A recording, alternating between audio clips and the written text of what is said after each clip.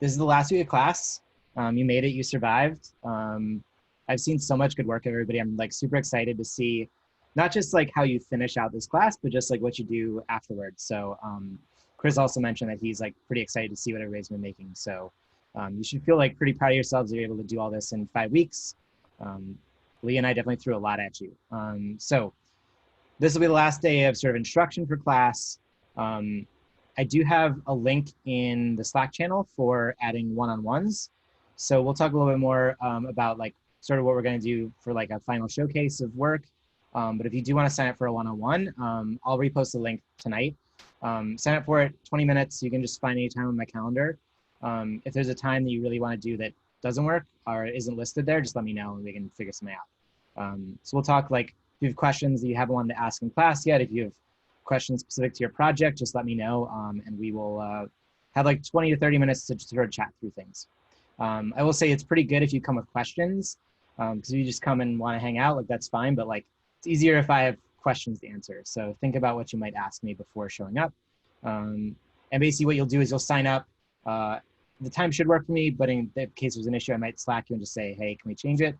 And then like before, like maybe 30 minutes before, I'll send you a Zoom link just to sign in. So do know that if you have already signed up, I did see those and I'm just gonna like send you Zoom links when we're ready. So, okay, so obviously we're gonna talk to Cris from Runway and then we're gonna go through mostly interpolation today. And actually I saw one of the engineers at Runway said they're gonna be adding some interpolation stuff into Runway directly. So we'll see how long this class actually lasts for like in terms of what you need to be able to do from here. But I think I'm going to be showing some other stuff that they probably won't have in Runway yet. So the basic linear interpolation might be easier to do in Runway pretty soon, but it'll get you set up to do other techniques. And then we're just going to basically go through a demo. So I've got 4 or 5 demos in P5.js that'll allow you to talk to Runway and generate videos either directly in Runway, or in the last case, we're actually going to download images directly out of P5 using the Runway API. And that we will be able to add text and stuff to it as well. So that'll be pretty cool. And then at the end of class, we'll just sort of talk through like what you could do next. If you're really interested, really enjoyed this class and want to learn more, I'll like just give you some guidelines on like stuff I have, stuff other people have, stuff Runway has, so you can check out a lot of those materials and sort of keep learning. And then, let's see, do we have an announcement here? Oh, so really quickly, I do want to announce that we will have an end of class online showcase. So we'll do like a live stream over YouTube or something. And that'll be 2 weeks from today. So basically what would be great is if everyone had like a project they wanted to show. It's up to you if you want to like present it live or if you want to record a video. Moises and Leah have been doing a really great job of just sort of like figuring out logistics for everything. But basically 5 to 7 minutes per person. It's totally optional. You're welcome to just come hang out if you don't want to share stuff. Leah and I will put up like a sign-in sheet so if people want to sign up just to like for a slot, that'd be great. And then, yeah, I'll invite some friends who are machine learning artists. I'll invite other people to come check it out. So it'll be kind of like a fun, just sort of like celebration of all the hard work you've done over the past 5 weeks. So we'll talk about this more at the end of class if people have more questions, but I just want to let people know, like, we do want to have some cool, like fun stuff to share at the end. And it can be really little. It could be like, I play with this model that already exists in Runway. That's fine. Or it could be like, I made this crazy thing that talks to like a live API and generates style game models. Also cool. So there shouldn't be any pressure in this. Just feel like it's a way to like showcase what you've been working on. Okay, so with that, I want to introduce you to Cris Valenzuela. As I mentioned, he's one of the co-founders of Runway. And he just hit me up on Slack and said, I've really loved all the work I've seen that you've been posting from the class. Could I stop by for 5 minutes and just sort of see what people are working on or just like hear what people have enjoyed doing or found difficult, that sort of thing. Cris, do you have anything else you want to add? No, that's basically it. That was kind of like, I just want to borrow 5 minutes from your class. Kind of like, and first of all, like, thank you all for using Runway. And like, as Derek was saying, I'm super impressed by the work you guys have been doing. And I was so impressed that I think from what I've seen, you've been using Runway a lot. And I would love to just like hear out some of the feedback and suggestions and things that you've loved, things that you've hated about the platform, and just like rant about it as much as you can. That was what I was thinking of, like for 5 minutes, if you all have the time. And also happy to answer any questions that you guys have about anything at all. run related that I can help you guys. And then I wanna show you all a very special kind of like update that we're releasing very soon. And now I want you all to be part of that early release if you guys are interested in that. That's kind of the agenda, or like my very small intervention for the class. If that's okay, yeah? Yeah, it sounds perfect. So we'll just do like 10 or 15 minutes. I know everyone has feelings about Runway, both positive and some struggles you've had. So feel free to just share with Cris what you've been working on or what you're most interested in. Yeah, yeah. Who wants to go first? I was playing around with the GPT-2 models, and I noticed the corpus, like the example corpuses were described in like terms of like how big they were in megabytes, like, and it was kind of hard to get a grasp on if I had enough. That was like one minor thing, and then also the checkpoints on that, like it's not intuitive as to like when or if checkpoints are sort of being generated. So at the end, like there were a couple times where I was like in the middle way points, I enjoyed the model, but then it seems like I couldn't get back to the checkpoint. But apart from that, it was great. I thought it was really fun to play with. But that was just one. Yeah, that's a very good point. Actually, we've been working a lot on like trying to abstract the definitions about like technical terms that like will make sense to some people, but might be harder to understand if you're like trying to understand the whole picture. And we've been struggling a lot to make it so it's as simple and as intuitive as possible to play with the checkpoints and the definitions that we have in those. So I don't know if you have any specific suggestions on how to approach it, or what we were expecting that we can take into consideration. Yeah, no, so like in terms of like having a model available like at every 500 steps or every 1,000 steps that I could come back to if there is like sort of a user interaction that is required to have those steps be saved, and if there isn't, then I guess I can't really find it well in the UX. Like if those checkpoints exist, I can't find it. If they don't exist, then it's sort of a matter of sort of like I guess explicitly stating if you would like to have checkpoints, you need to go through these steps to generate them. Got it.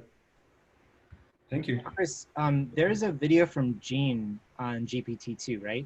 Yes, he made a small video that goes and covers some of the technical aspects of it. So if you guys, I don't know if you show that or maybe a good reference. Yeah, we don't cover GPT-2 in this class. For those of you that don't know, GPT-2 is a model that is trained on text and allows you to generate text. Text-based ML is not my area of strong suit, so I tend to skip it in this class, but if you are interested, I know Gene has a good video on it that I recommend checking. Like basically, like anytime there's something new in Runway, I recommend checking out the Runway YouTube to see if Gene or other folks have like covered how it works before diving into it, because usually there's good material there to help. Yeah, exactly. Thank you for that. Sorry, go ahead. Oh, so I was gonna say that. So I uploaded a data set.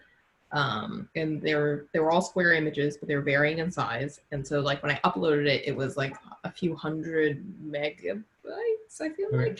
But then I ran I was like, oh, okay, let me play with the auto crop tool. And then the next version that it saved it to like, it's cut down the size by almost like down to like 25%, which like sort of makes sense. But I'm like, that's a lot of information to lose. Yeah, like, yeah, so. Definitely. Yeah, and so that's the thing where I was like, should I just run it on my old one? Because it's like, okay, if I'm teaching a machine, I want to provide it as much information as possible. And so if that's if by running my larger images and that you're still doing the pre-processing and it's still small, like I think if there was some information that was letting me know that like, hey, these are all resized down to like this tiny, like that would actually make a lot of sense, but like it just wasn't super clear. And I'm like, well, I did, went through all this effort. I don't want to lose like 75% of my data for no reason, because I don't actually, I'm not going to look through 700 images one by one. I can definitely look at that. That shouldn't happen, but you chose the cropping option, so you were cropping some of the images. Some of them, but like some of them were a little bit larger than 1024. Like they were all squares, but they were a little bit bigger. So I'm assuming that it resized them down. That's my hope. that that's what happened. But yeah, so the behavior of the auto cropping tools is not super clear. Yeah, cool. That's and you're Claudia, yes? Okay, I'll check that, personally check that to see what happened and see if like the compression that we're doing when the auto cropping may be different from like what you expected if you have a large data set with different sizes. So I'll make sure that we can validate that sizes, and perhaps having an option of like maintaining the proportions might make sense, or like maintaining the scales of the images that you want. Kind of like adding more kind of like control over how you're going to pre-process the images will be, yeah, cool. Yeah.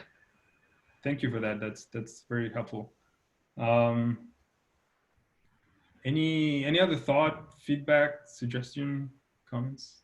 Yep. I got a couple things. I love the software, by the way. It's great. Good stuff.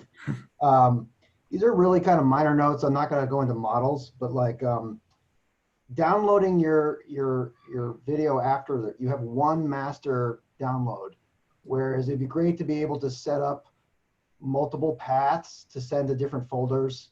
Because I had different first order motion models that I was setting up, putting them into different folders, and there was just sort of like one download, and so I had to like set the master download link in my settings to the one folder, and then so just it kind of got in the way of the flow of being able to just download multiple files to different folders. Does that make sense? Yeah, like when you export, then it should prompt you to select where you want to export. Yeah, where you want to export to, yeah. And then also in the workspaces, I like to collapse them, and then I work in a certain workspace, and then when I go back to models and I come back, all the other workspaces have been uncollapsed. Yeah. Great if it could keep it collapsed. Just the fastest way I could get back and forth to my workspaces is and then, you know, my only request eventually is it possible that first order model could be tuned or in future updates for body stuff instead of just for face. But that's just something that I can wait for when the models get there. Totally, yeah, things will catch up very soon. That model is already been has been upgraded in the research side. So now we're waiting for like some weights to be released, and we'll be working on porting not just like full face, but also there's a variation of it that has like body transfer. So that might be helpful. We're adding like one of the things that we're working on is adding like post-processing options. So one thing I've noticed, or you guys perhaps have noticed a lot, is that the images themselves are sometimes very small for some models, and that's the limitations of the architectures that are used behind the scenes. So we're going to be adding a few options to like upscale it automatically after you train or after you export something. So you can put an image of a certain size, the model will sample it and like transform it in a certain manner, and then it will upscale it again, and you'll always get like the same, either the same size of your inputs or a different size if you want it like upscaled. So those kind of transformations will eventually come. But the other ones, the more like UI and like UX features, those are very good features that we can definitely improve and work. Thank you for that. I'll also add that Nai has been doing a lot of like animation demos, especially on pose stuff. So if you have like, if you have new pose models or whatever, Nai is the guy to test stuff for you. Yeah. By the way, I saw the videos they've been posting. They were great. Congrats. Yeah, that you did like a few testing with different pose models that we have. Yeah, they were really good. Yeah, I'm having fun. It's great. Awesome. Cool. Go ahead. And then we'll do one more, and then we'll have Cris demo some stuff. So you guys made a recent update, which I think in theory was super cool, but then I was like, oh no, was like I think instead of the old process in order to like export things, like you can actually like batch process them. Yes. Except like the images that I served up were like a little bit larger than I originally expected, and I'm like, wait, how much am I gonna get charged for these? Like I don't know, because usually before I could like do one, and then like, oh, that took like 20 seconds. Okay, maybe I should like not do, but then like when I did it, and it's like, okay, the order has been made, and I'm like, okay, am I just gonna run through all my credits for these images that I don't care that much about? Yeah. But it was like, fortunately, like I did a small group, but I can easily see that like someone could have like accidentally like, oh, I just like asked, like it just became a little bit, it made me scared for a little bit to see how much credits I was gonna run through potentially before. So I think some feedback is like, if you're gonna like do batch processing beforehand, like maybe there's like a prompt beforehand, like, hey, like when we put this order in, it's just gonna go. Like there's no interrupting part. So maybe you want to break it down to like a 10 batch instead of 1,000. Yeah, that makes sense. So a few things for that. You can still preview and use the preview to export and like to try just one image or your webcam, or like more of like testing things before like submitting something. But the behavior we were seeing a lot was like a lot of users were putting a lot of assets into processing, and then they were processing locally, which means like you need to have the app open to process like a 20-minute video, which really didn't make much more sense since you're like still streaming the data one at a time. And also you're limited by the amount of like computing power you have in your computer to like sample the images, send it to a network, and then send it to a server. Yeah. No, like the update totally made a ton of sense. And I'm like, okay, this has like great applications. But when I was like just testing, I was like, oh no, for like a hot second. So for that, always try to use the preview experts to test first, and you can export directly from there, like one at a time. And the idea of like remote experts, you're thinking about like a batch or like 1,000 images or a video in like 2 hours of video, just like use that. Well, we have an estimate cost on the model to check how much it will cost if you export like X amount of content. But to your point, I guess, making that more relevant or more important so people can know beforehand how much it would cost, besides just that link over there. Does that calculate also like the potential, like I'm assuming that the calculation is based on like the average size? It's basically kind of the same cost. It will take you to like run the model, wait for it to load, select an image, run it, because when you have the model running, it's charging per second, but the other one, the request will charge you per image process. So it's much more efficient than having actually run it and having. Yeah. That's actually like a benefit for you, because you're just like, here's my image, just charge me per image. By the way, we don't gain anything from that. It's just like we rent those servers and we allow you to run those batches, kind of like tasks in those servers. So we try to make it so it's like much more clear and effective cost-wise. Do we have, Derek, you're the master here. Do we have time for one more? Yeah, let's take one more question from Moises. Yeah. We can't hear you. Yep, we can hear you. Can you hear me? Yep. Oh, for a second. You're muted now. Can you hear me? Yes. Hello? Works. Yeah, so I had a question regarding like what it's like to even be in this software, because it feels very different compared to something like an Adobe suite. Just anything that the interface is kind of very direct. And especially when like going into a model, like a metaphor I had right now was like going into an Airbnb. It's like it's something you like are into and you're charged for it and you have an experience and then you have like feedback about.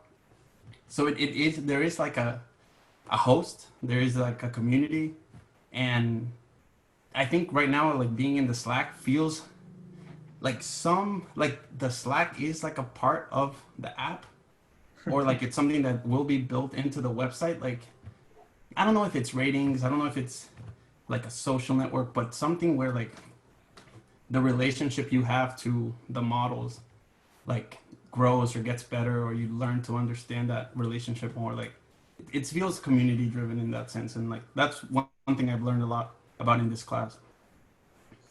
That's very good feedback. Oh, and then the last questions from Fabi was, well, why doesn't everything have video in general, like output video? Yeah, because you have to like frame by frame, so you can have like a last result, like the ¿cómo se dice? Last result. Yeah. Last result. But you have then to like put it all together, and that's my question. Like, is someday will there be this possibility that there's gonna be more for video than just image? Frame by frame. Frame by frame. So for most of the models that we already have that are image-based, that are output in image, you should be able to export video.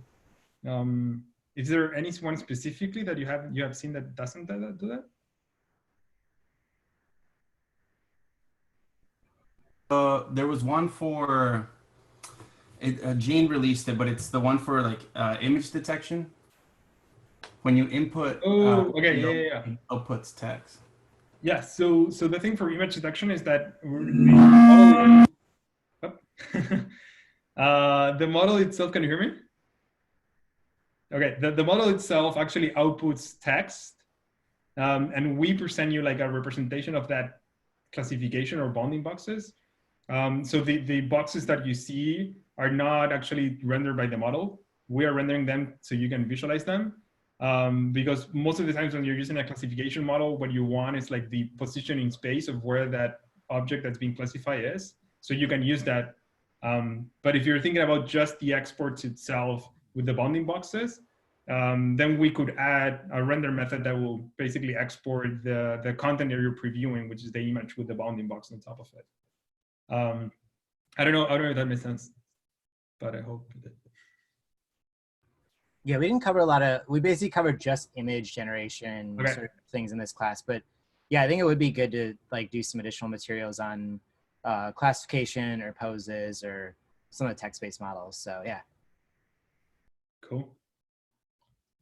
Awesome. Thank you. Yeah, why don't you go ahead and demo what you want to demo? I think everyone's really excited to sort of see what's available to them or what will be soon. So Definitely. And by the way, if you guys have any other questions or comments or complaints or anything at all, please let me know. Like, we're a really small team. We're like just 5 people, 6 people building this like all the time. And like, we want to hear from people using it. And that's what like drives us. So. Yep. So today we're going to be covering interpolation. Darius has a couple of demos of interpolation, linear interpolation, and doing a noise loop prepared, which will happen after break. But just to give you like a little review on interpolation. Before we had previously talked about Stalgan having this latent space, which has 512 dimensions, which is a lot of dimensions. But in Runway, you get this interface where it's like a nice 2D grid because they project down the high 512 dimensional space down to a 2D grid, which you can explore. And yeah, images that are far away in your grid are different. And what linear interpolation is when you are moving from one of those points to another one of those points in a smooth linear way. So here's an illustration of a loop in linear interpolation where you've chosen like 4 different points to linear interpolate between. Each one of these points is called a seed. It's called a seed just because that corresponds to a random seed, which means it's just like a pointer to a specific vector or a point, like one of these random points. Each one of these legs will have an equal number of frames when you're generating it. So if you tell it like, I want 100 frames, then it'll generate 100 frames per leg. One thing that might do is like maybe for a really long leg, it'll seem like it's moving a lot faster or like a lot more choppier because it is a longer leg, but only 100 frames to cover it. Whereas in a shorter leg, you might have 100 frames and there's space much closer. So that'll look a lot smoother. Yeah, basically the things you have control over when you're making a linear interpolation are where your seeds are, like where these tween points are, like your points that you're interpolating between. In the code, there will be a setting to set loop equals true, which will just mean like at the very end, I want to go from my endpoint back to my start point, which will create a looping video. Yep.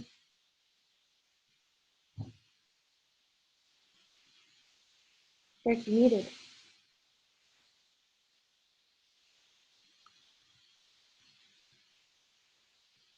Derek, you're muted. thank you. Yeah. Yeah, so why don't we just start and look at the very first version of this. So I'm just going to pull this up. Go. I've linked these to what are called P5.js documents. This is a nice way to sort of like know what, you can open these and you can use them yourself. Because this class isn't a class about P5.js or like making you have to know how to code. what I've done is for each of these files, I just have a bunch of variables here at the top. And I'll walk you through what each one of these means. But essentially, like, you don't need to touch anything else but these values. And then when you link this up to Runway and you just hit the play button, it will just like automatically work. You have to follow the steps that I'm going to show you in a minute. But essentially, you will grab this sketch, open it on your web browser, start a model inside of Runway, and then you're going to change these values, and you'll be able to generate interpolations all by yourself. So there's 4 or 5 of these files that I'll share with you. So the first thing you have to know is that to connect Runway and P5 Js, you have to have Runway running. So we're going to open up Runway.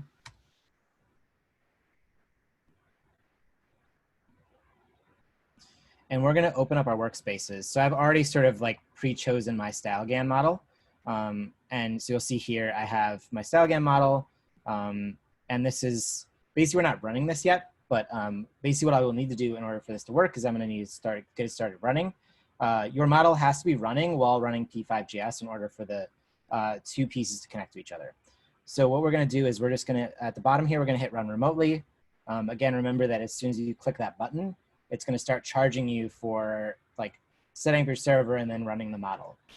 So it is important to know that, like, well, even when you're running P5.js, you might think like, oh, I'm running a P5.js script.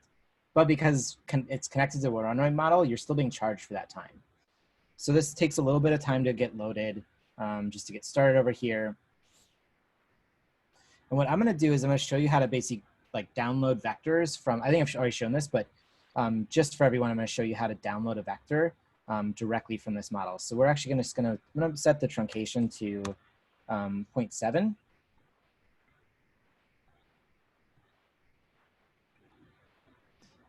And here's this model that I trained on last week. So I'm just going to go in here and I'm just going to download a couple of these vectors. Like Leah mentioned, we're going to look at like what might be called seeds in traditional StyleGAN, but here are just vectors. So I'm going to choose a couple of these and I'm going to want to interpolate between them. So let's say I like this image. So when you click on an image, it'll show up in your preview here. And then when you come over here to the right, there's a thing called Save Vector. So let's click that. And I'm just going to quickly click on this as well and pull this up in my Finder. So see, this is my vector. So I'm going to grab a couple more of these and just do the exact same process. So let's say I take this one and I click on it and then I get Save Vector. And then let's move around a little bit and let's grab another one. Maybe this one. And we're going to click Save. So now I've saved 3 vectors. So I'm going to use these as my interpolation points. So we're going to start at one, move to the other one, and then we're going to come back and loop at the very end. So what I'm going to do is when I come over to P5.js now, you'll see there's a bunch of different variables here. So you can set the truncation value. You can set how long your frame, how many frames you want to produce between an interpolation, looping, download images, which I'll keep at false, and I'll show you an example of this at the end of class. Height, so it's always important if you train on like a 256 model to set this to whatever size you set your model to. So I think for most of us, it was probably 1024. So make sure you set the height and width to the right number. And then lastly, we have this long piece of code here, which is kind of annoying to read, but this is your vectors. Unfortunately, P5, for whatever reason, can't read that vector file. So what we're actually going to have to do is actually manually paste these in. So I'm going to come back to my Finder here, and I'm going to open this. And if you open this, actually, there's a couple ways you can do this. Let's actually do it this way. So inside of P5.js, if you click this little arrow here, and then you click on this pull-down menu here, you can go Upload File. So I'm just going to upload these files here. Where did those download to? Dropbox, okay. So I'm going to upload these 3 files. And you might want to name these if you want to actually control the order. Otherwise, you will get confused as soon as they're up here. So once they're up here, I can click on this file. And inside of here is all the code. So I'm going to, and all the vectors. These are all the 512 dimensions of your space. So all you're going to do is click in this file and then just hit Command A to copy all of it. And then you're just going to copy it, Command C. And you're going to come back to your sketch.js file. And basically the thing you want to know is that inside of vectors, you want to keep this first bracket. And you can just come in here and you can just delete everything else in here. So just click and drag. And there's a lot of code in here. I wish this were a little bit easier to do, unfortunately. Down to, you don't want to include the last bracket. You just want, so basically it needs to be bracketed, right? So square bracket and square bracket. So you can hit delete, and then we're just going to paste in our variables, or excuse me, our vectors. So you're going to, I copied that one already, so you're going to paste it in. Then you're going to hit comma, return, and then you're going to grab the next one, copy and paste, paste that one in, hit comma again, and then hit return, and then we're going to grab our last one. This is probably the hardest part of this process. I know it's annoying and it looks like an insane amount of gobbledygook, but that's all you need to do is just remember copy, paste, comma, return, copy, paste, comma, return. Basically, you want all of the code from inside each one of these files to be comma separated. So now you have your vectors here. So we're basically ready to go. What we want to do is maybe change some of these values. So if I go back to Runway here, so I did download this. My truncation value was 0.7. So I want to make sure, because I want those exact images again, I'm going to keep the truncation value the same here. Next is frame count per transition. So that's how many frames you have between each of these points. So if you're really into like high frame rate video, or like you just want to figure out how long this thing should be, you might want to calculate how many frames you're going to do, and then how many endpoints you have. So this would be, if this loops, which I've set it to true, this would be 240 times 4. So that's 960. So what we're going to do in Runway is we're actually going to export this as a video, and you can set the frame rate down here in the video export. So if you want like 60 frames a second, I don't even know if it does that. You could, I think maybe you could enter it. Oh, it looks like you can't. So it looks like the highest you can do is 30 frames per second. So I usually set it to 24. That's a good like web frame rate. So if I set this to frame count per transition, this is going to be 240 frames. So if I were to actually calculate how long that would be, it would be 240 divided by 24. So that's 10 seconds between every transition. For this demo, I'm actually going to make that I'm going to make that a lot shorter, just so we don't spend a lot of time rendering this video. But just know that like you kind of want to figure out frame rate, how long you want the video to be to calculate sort of your entire frame count. I'm going to set this to 60, which is going to be really fast, but it's going to help me render this quickly. Download images is false. I don't want to download the images. There's a way through P5.js to download them, each individual frame to your desktop. I don't want to do that for this version. And loop, I do want this to loop. So what it's going to do is it's going to start with this vector, move to the second vector, move to the third vector, and then it's going to move back to this vector. So if you just want a straight line and you don't want it to loop back on itself, you can set this to false. I'm going to set this to true just so we get a loop. So it's nice that if you do want to do a loop and like upload it to Instagram, it will loop perfectly in Instagram, which is pretty nice. Okay, so we're almost set here. I have all the code that I need, or all the variables set here. So I just want to save this file, and to save it, you just click inside and hit Command S. If you open this file, you might have to make a copy, or you may have to create a P5.js account. If you don't want to, you don't have to save it. If you just want to play with it, like this file lives on the web and you can just play with these values. So make sure it's stopped. I always hit stop just to be sure. Then you're going to come back to Runway. So this model is still running, but what I need to do is I need to tell it I want to start producing a video. So what I'm going to do over here, I'm going to hit export. So this is inside the process setup. I'm going to export it as a video. I'm going to export it as a MP4. I could give this a name, so let's actually give this a name. So let's call this linear interpolation. We'll hit save. It is saving it to my Dropbox folder, so I'll make sure I remember that. Oops. So this now has a name, and I've set the frame rate to the right thing, and now I'm going to click export. And now that this is clicking export, it's ready to start receiving data from P5.js. So you notice nothing is actually exporting because I haven't clicked around in here, and I haven't sent any data through P5.js. So the next thing you want to do is just click over here, click on HTTP. This is just saying, sorry, someone say something? Okay.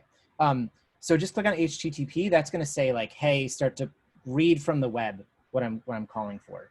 And then you should be set up to go. If you do get an error, sometimes this server address doesn't match up with what it's calling for in Runway and P5.js. But for most parts and for just about everyone, it should be fine. So now that I'm back in P5.js, I'm just going to hit play.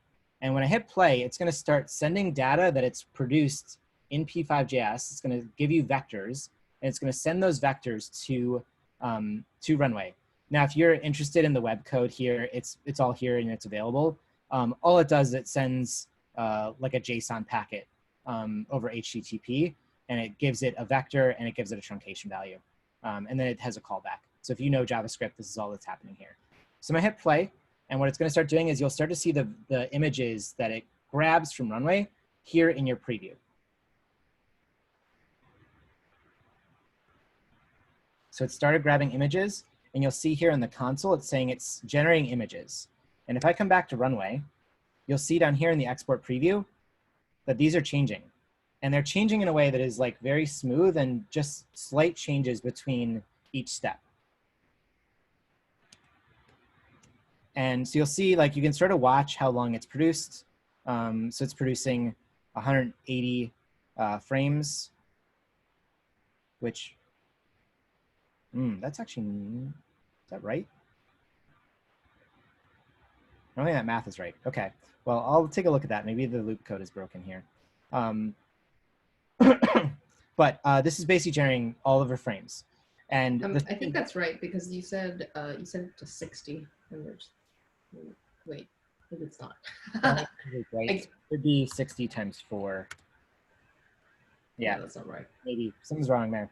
It might actually be that just the printing code is wrong, and it actually does loop. We'll see. But so you also see, like, you're now also generating a video. So basically, until this video is done, don't hit stop export. When we've sent all the frames we want to send, so when this sends through all of the 180 frames, then we'll be ready to go.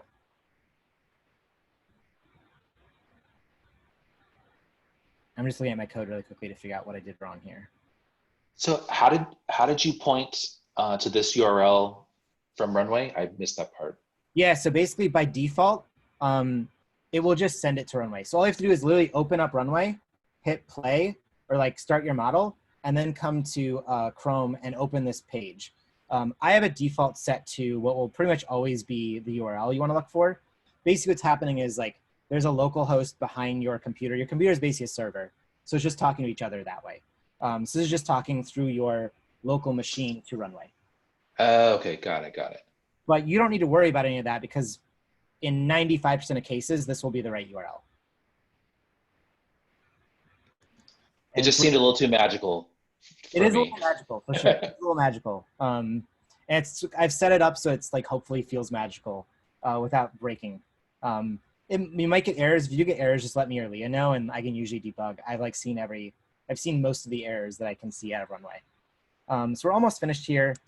This didn't loop for some reason. I'll check that code out and figure out why. But this is basically how you do a linear interpolation. So you'll see it now says we've sent image 180 of 180. This is no longer updating. So I come back to Runway and I hit stop export. And now that's stopped. And now I can actually stop the entire model.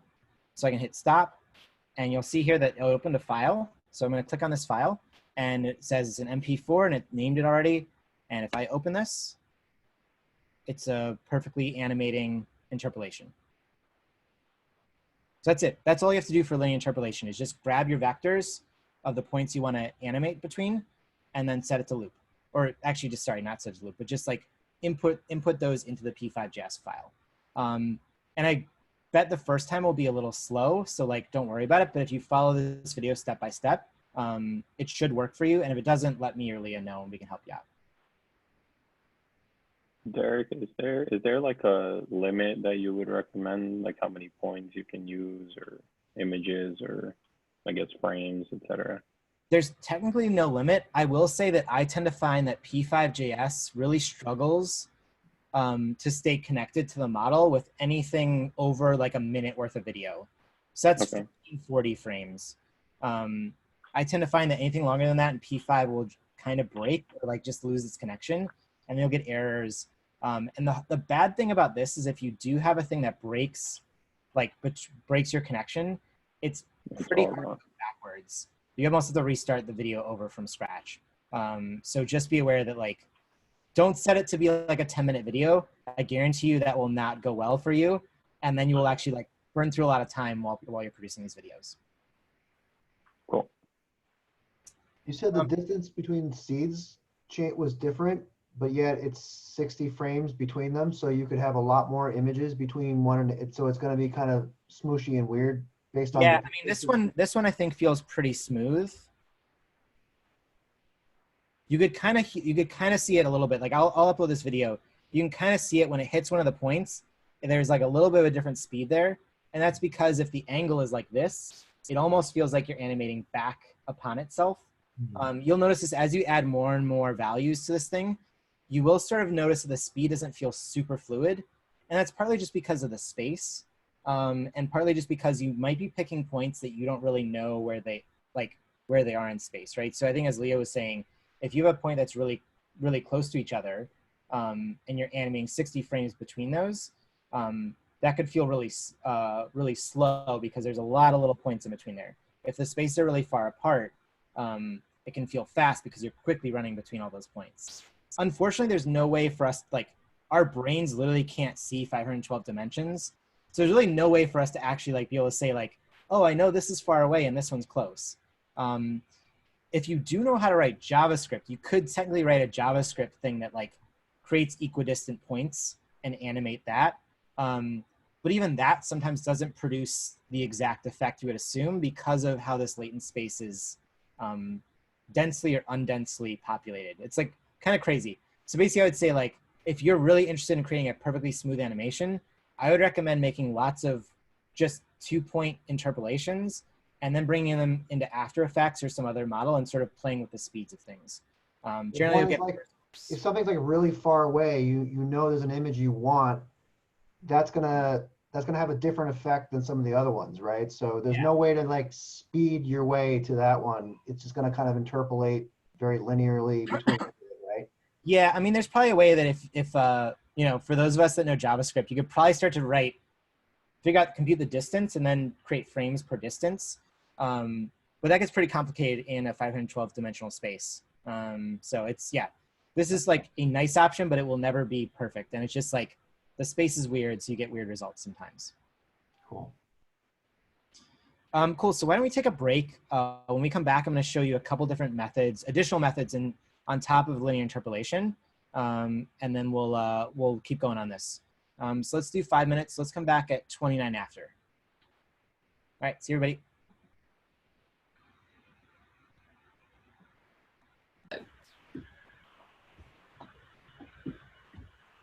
Cool, so it looks like we're back. I just started my machine again because I want to, sometimes it's a little slow. So this seems like it was pretty fast this time. So I want to show, let's see here, if I can get back to my slides here. Okay, so we just looked at linear interpolation. This time I want to show what I would call a noise loop. So this is basically like way less control, but potentially like really fun and interesting. And also a little bit easier. So essentially the graphic for what this thing looks like is it looks like it starts in one place and it just sort of like quickly like randomly moves around your space. So we're actually gonna do this just using what's called noise. Let's see. So yeah, so it starts in a random place. It moves along, if you're familiar with like Perlin noise or simplex noise, it moves in what's called a noisy direction. But what's nice about it is it's still a complete loop. It ends up back where you started. So it still has like a perfect looping capability. So it's still nice for Instagram and other things where you want to have that looping feel. These are pretty fluid and pretty seamless in terms of like the transitions. There still is a little bit of this sort of like, sometimes it feels like things are moving faster and slower. And again, that's more to do with the latent space than it is to do with how the code is implemented. But I will say with this, you have a lot less control. So whereas in the linear interpolation, you're choosing your interpolation points, which means in some ways after you play with the model long enough, you can kind of guess like what it's going to morph as it morphs between those points. Here it's a lot more random. Like you don't even get to pick where it starts. It just sort of like picks a point and then it like rotates through that space. So this one will be a little bit more chaotic, but it's still fun. So I'm just going to quickly see here, escape. So let's go back to P5.js. So this one is again, and this is a different file. So you'll open this file up. And this one should say runway noise loop.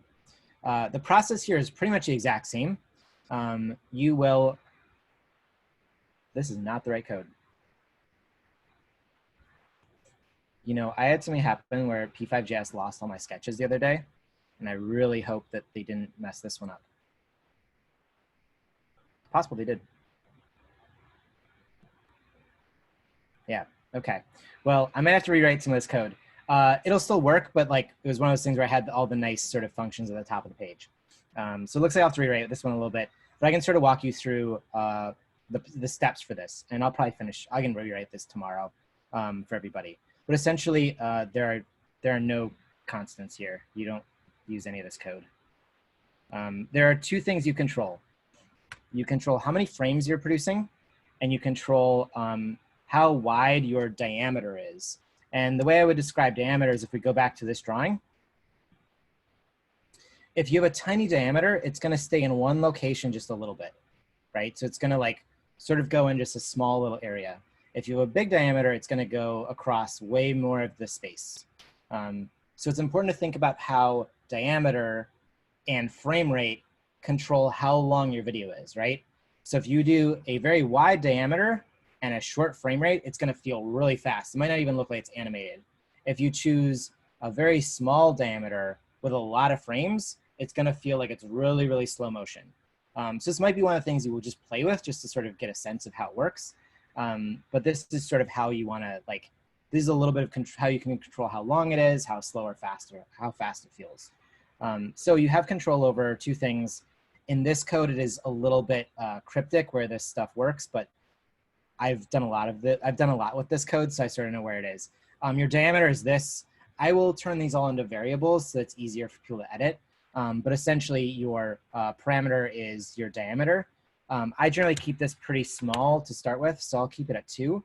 And then your length of time, which is this. This is 24 frames per second times how many seconds.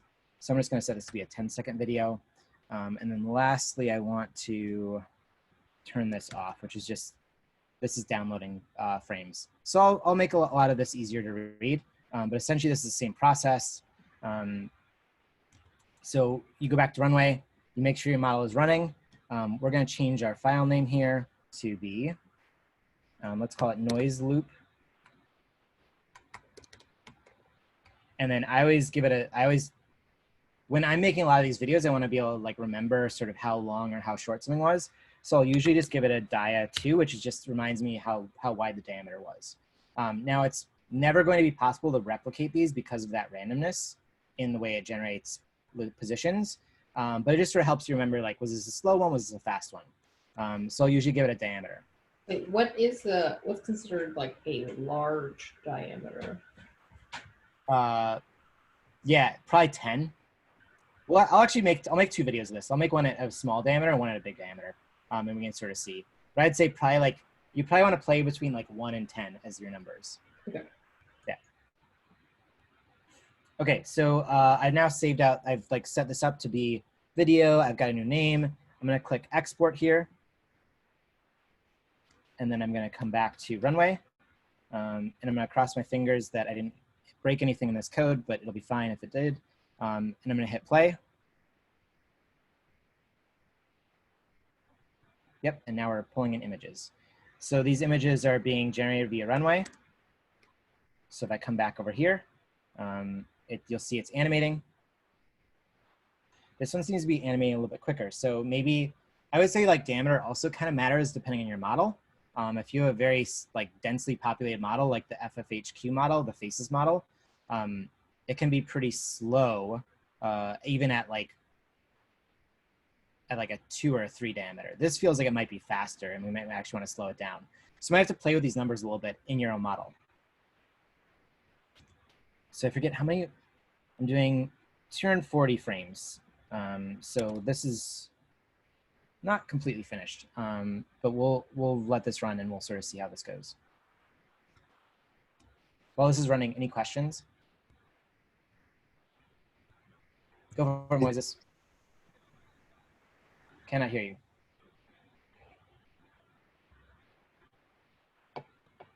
Okay, it says 768 by 1280 on Create Canvas. That has nothing to do with the square Oh, shit. landscape. Maybe not. So it would matter if, and this code is probably like poorly written because I lost all my changes. It would matter if you were generating the video out of Runway, because Runway uses that canvas, or sorry, out of P5. I think it'll be okay here because it's actually generating the video in Runway. So it's taking every step that is being given to it from P5 and generating the video. We'll see, but that's a good point. I didn't notice that. I have some models that I use that are not square. That's sort of advanced level stuff. So that's a possibility as well. Jesse. It feels like you're getting a frame or even more per second. Is that expected? I'm asking because like on my internet, I'm getting about a frame every 10 seconds. So when people say it's slow or fast, I always like to judge. So is this model fast, or is it always about this fast? It's always about this fast for me. One thing that does affect it is if you change the truncation values. So if your truncation values are either changing per step, or if they are changing, I think if they're a certain width, like that can slow stuff down because the math to produce that is pretty high. I think I was using 0.8 because it was the default somehow. I don't even know how it got there. Maybe it is, but, or. I mean, the other thing is it's running locally, although I guess it's actually still hitting a server for the Runway itself. So right. Yeah, it might be slower based on how long your thing is running for. But also you'll notice that this isn't like, it's not evenly, like I was getting 200 milliseconds before, right?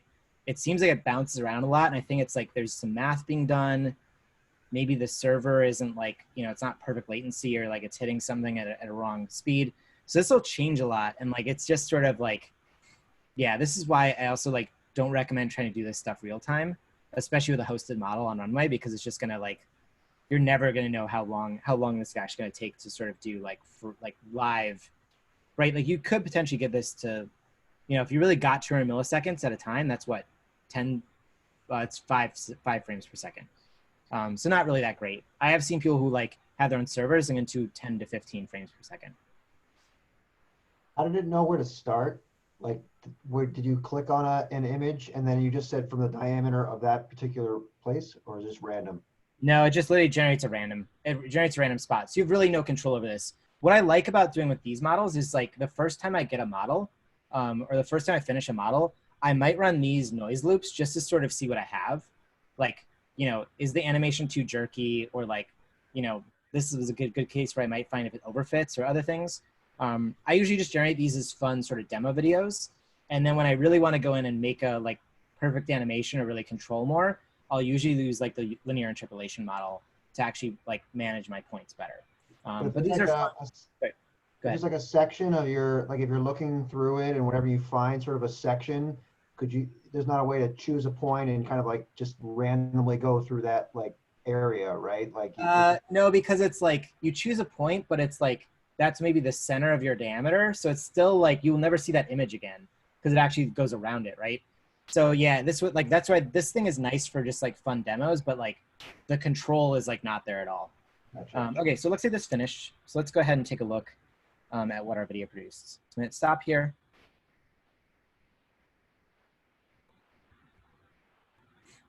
Video popped up.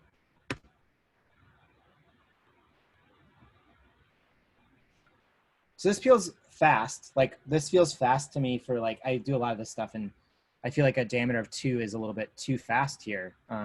So maybe I want to slow it down or speed it up. This is also, I think, how Runway produces that first demo video. I think they do something just like this, where it's just like they pick a random spot and they animate through it.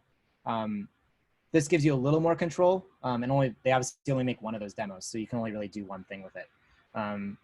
But this is a cool little video. So what I'm going to do is I'm actually just going to edit this. So I'm going to make the loop shorter. So I'm going to make it a diameter of 1. And then just for our own sake, I'm going to cut this down to, let's do a 5-second video. So this will all be like obfuscated, actually having to edit code, and I'll just set some variables at the top here for everyone. So you don't have to worry about this. But basically all I'm doing behind the scenes is taking that variable and plugging it into these places. So let's do this again. So let's go back to Runway. We're going to hit export. I'm going to save this one out with a new name. So I'm going to save this as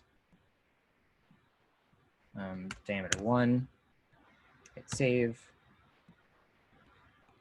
make sure you click export. If you just hit play on P5.js without hitting export, you're still going to see all the images pop up because it's still talking to Runway, but it's not saving that to a video. So make sure that export is always on before you hit play in Runway. Or sorry, play in P5. I have like the worst at getting these two confused.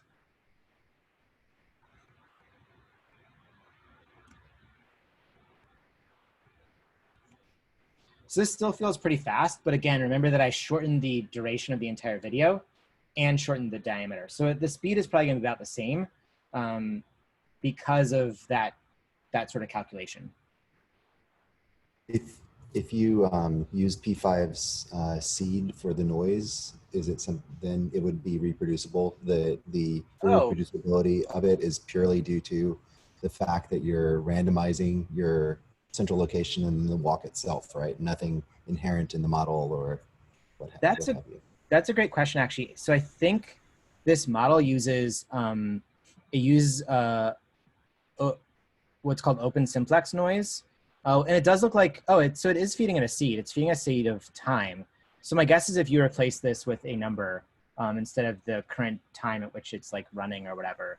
And then the set CX and CY as well. Yes. So you would need to sort of like, you probably want to do P5 has a random seed value. I think it's just random seed. So you would want to set this to a value and set this to a value, and then it probably would be reproducible. That's great. I didn't even think of that. Yeah. I generally don't produce these to be reproducible because I'm just like generating them as demos, but that is a great point that you could, I'll add that code in here so that people can do that if they want to. It seems potentially valuable if you wanted to do the, where you take lots of smaller ones and then put them together afterwards to be able to be in the same random space.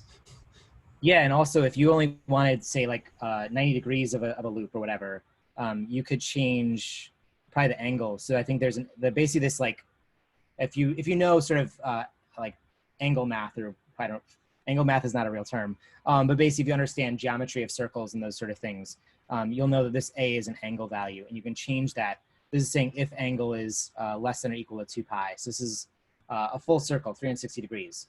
So if you were to set this pi divided by 2, that would be 90 degrees. So you could just generally stitch these things together if you wanted to. So yeah, there's lots you could do in this code if you understand how this works. How does it get up to 512 dimensions from the angle? This one actually like literally generates a array. So that angle is only producing what how to calculate the next step. So that's the noise loop value. Yeah. There's this code is actually from Dan Schiffman. So Dan has a video on his Coding Rainbow site if you're interested. That probably explains a lot of this better than I will. I was sort of less like, you can do this thing, don't worry about the code. If you are interested in the code, Dan Schiffman has a nice example of how this works. So it looks like this is stop, so I'm gonna hit stop over here. I think angle math is a Devo B-side. That sounds right. All right, so let's see what this one produced. Yes, this one almost feels faster. And sometimes it's just about the particular latent spaces that it's animating between. And I do think this loops, right? So if I hit pause here, my first animation and my last animation are the same. So this will loop. So you could open this in QuickTime and hit loop. You could upload it to Instagram and like have it loop in your Instagram story, not in your story, but in your posts, I guess. So that's noise loop. Any questions about that?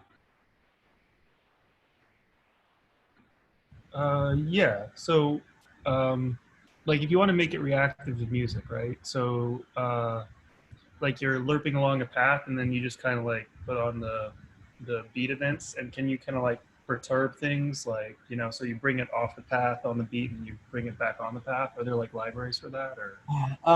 Probably. So the next demo I'm going to do is about data, and I'll show you how to basically like read data in.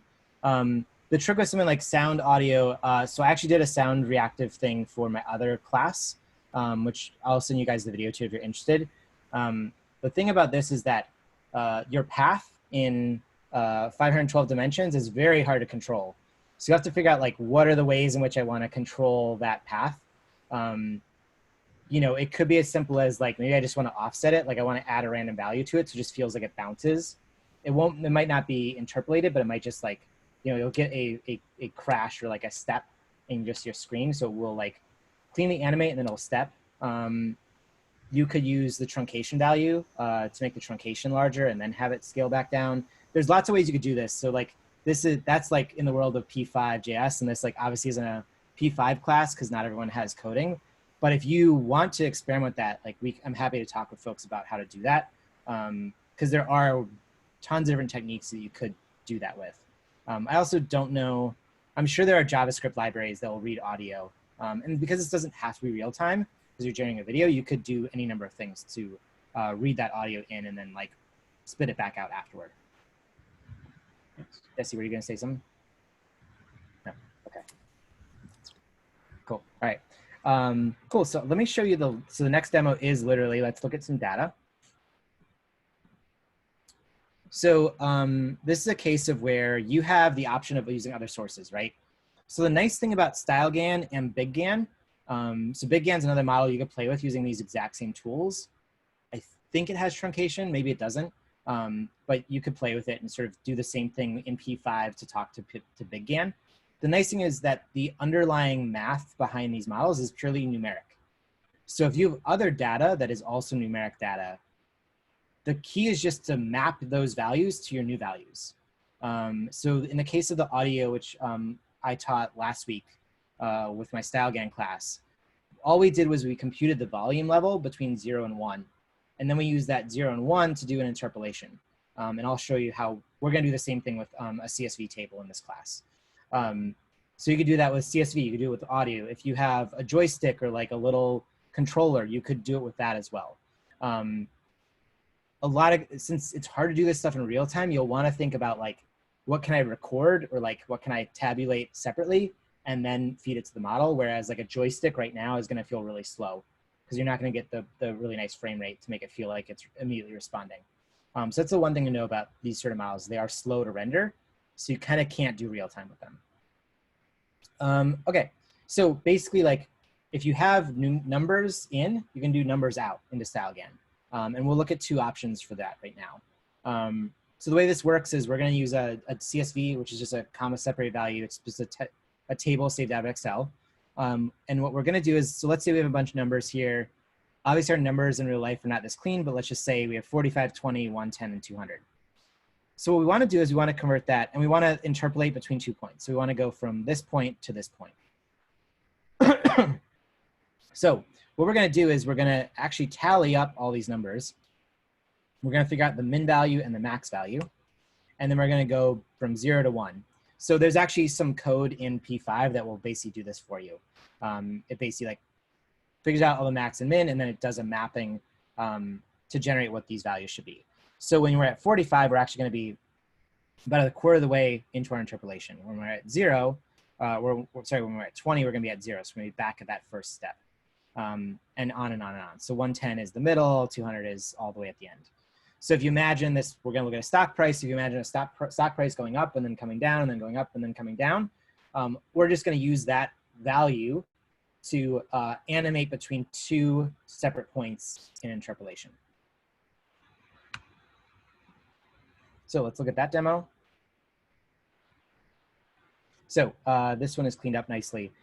So the way this works is that I found a bunch of stock prices on a website called Kaggle. Kaggle is like a machine learning competition, and they have a lot of data sets on there. It is apparently very hard to find real live stock data without paying for it. So anyway, I found a CSV file, which I'm going to upload. We can actually just take a look at the CSV. Again, this isn't really a data class, so I don't want to like turn this into like how to read a CSV table, but it is pretty helpful to actually know what you're looking at. If I can find this, where did this save to? There it is. Okay. So I actually shortened this. I have a demo video that is like, I don't know, a couple minutes long. I cut this down. One of the things I found with this particular model is that the data was, for the first like 5 years of this data, like the stock price never changed. So like the first like 5 minutes of video was just like the exact same thing. It like never changed. So I cropped this down to be like a value where it's just, it's a little bit more fun to watch. So this is going from, the stock price goes from like 230 or 250 all the way down to 100. So this will be a nice sort of, we'll get a nice interpolation here. So what you want to do is if you have a CSV, you want to export this out of Numbers, Excel, whatever it is. So I'm going to upload this to P5 the exact same way that I did upload those vector files. So you just come over here, you make sure that you click open your little arrow, you click down, and you go upload file. And I'm just going to upload this file.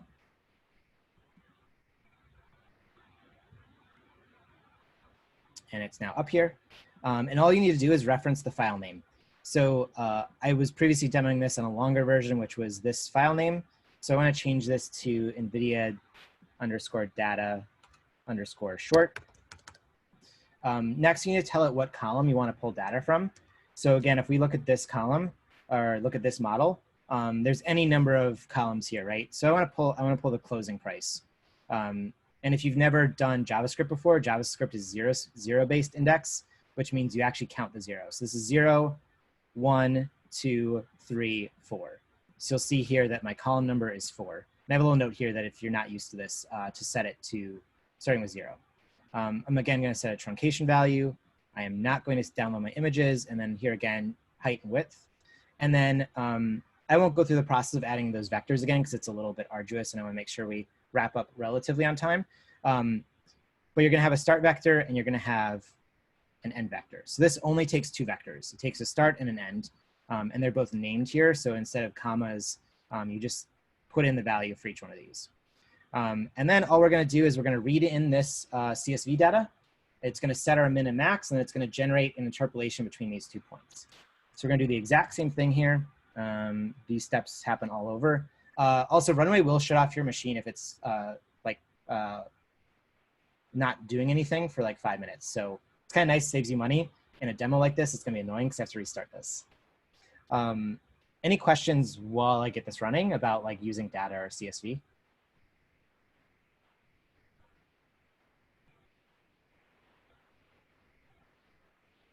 I have a different question. Go for it. I think you went over it last week, but I think you demoed where it's basically like you gave it a photo and then it basically tried to find the closest approximation. What was that thing called again?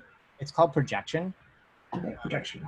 And I don't think that model is like available directly through their interface, but I can send you a link to it if you're interested in it. Okay, but in like theory, so like for example, like I outputted 100 random images, and it's like, oh, I actually like this one, but I actually don't know where it lives in my model. So in theory, would I be able to use that to find the vector? Not in Runway, no. Not in Runway, but in theory, yes. Yes, and I have a Colab notebook if you're interested in that, and a video, because I actually taught that in class for StyleGAN last week. So that's available if you're interested. I can okay, cool. Cool. All right, so this looks like it's ready to get set up. We're going to rename our video here, and we're just going to call this CSV data. Hit save, and we are just going to hit export here. And we'll come back over to P5, and we'll hit play.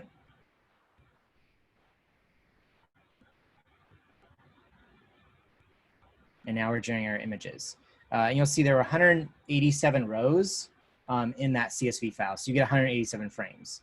So one thing to know is if you are messing with data, you might need a lot of data on that side to produce a longer video, or you have to do some stuff to sort of hack things together. Like maybe say what we would actually want to do is to make this longer, we would have to calculate midpoints between each of these, one of these closing prices.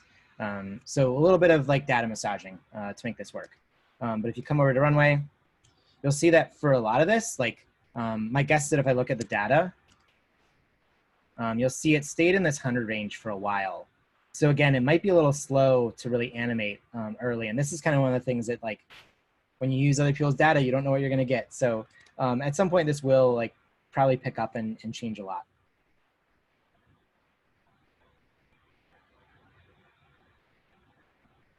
This is only between 2 points, right? This is like a single linear, and then you're just moving back and forth like this, right? Yeah. So if you have a long animation, it will maybe feel pretty boring at a certain point. So this is good for short animations, but this is just a demo of how it works. I I will show you while this runs, let me show you, because we are running a little short on time, I made a second demo of this, which is using the same data, but it actually uses multiple, each of those pieces changes a different thing within your model. So in this case, I'm actually changing the truncation value and the directional value of the video, or sorry, of the model. So like it starts at one point, it starts at a vector, and then as the price changes, it changes the direction in which the vector moves. So basically, like the overall change in value from day to day is mapped to a distance function, and that distance, it tells me, determines how far away the next vector should be. So this basically gets mapped, and it's like multiplies it times a certain value, and then it jumps around. Then the negative or positive price change gets mapped to a truncation value. And this goes from 0 to negative 125, or like, so if it's negative, it goes to negative 125. If it's positive, it goes to positive 125, or 0.025, sorry. I will not demo this one live because this one is very slow. So again, what I said is if you mess with truncation values, I was getting values of like it taking 10 seconds to produce an image. So if you play with this one, be careful about how long you make your video because it could be pretty expensive. So play with this one, see what you think. This is available, and I might record a video for it this week. So if people really want to dig into like exactly what's going on here, but basically this is a way to like, if you take all the same data, you can like do different things with it. And while this renders, let me show you what that ends up looking like. Where do I have that video? Oh, it's probably in my, yeah, so, so here. So this is a video of using that exact same stock price. And you'll see that the truncation, which is making it look pretty weird, is definitely getting blown out because the price is rising so high. So it's got a super positive truncation value. And also like when you turn off, so the other thing to look at here is I have a thing called download images. And basically what that does is it actually downloads a single image file directly to your downloads folder. That is going to look a little bit like this. It's going to blow up your downloads folder. So see, I have all these steps. Each of these steps is an individual image saved out of P5. But what's cool about it is I can do some text manipulation. So I'm adding text over top of it. So you can actually sort of watch the price change and watch how the animation changes. Now I brought this back into After Effects and did like an image sequence to generate the video from it. There's other ways to do that, but this is sort of the good way. This is just a nice way that I found. So if you actually want to see what the very first steps of this look like, it was, you know, this is 0 truncation and like a pretty steady stock price. So see that the changes are very minimal. So in this, you could still play around with like, how much distance do I change? How much truncation changes, that sort of thing. So again, I'll share this file and I'll probably do a video for it if you want to play with it more. But again, this is sort of like, if you have data and you know how to manipulate it in JavaScript, this is the best way to go about doing it. And let's see if this video is finished. Looks like it is finished. So I'm gonna hit stop export.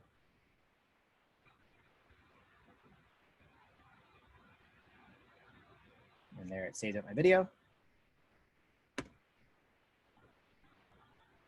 So we'll see in this space, it's like, you know, it's the stock price staying pretty similar. But this gets really jerky because again, there's the little micro changes in the stock price.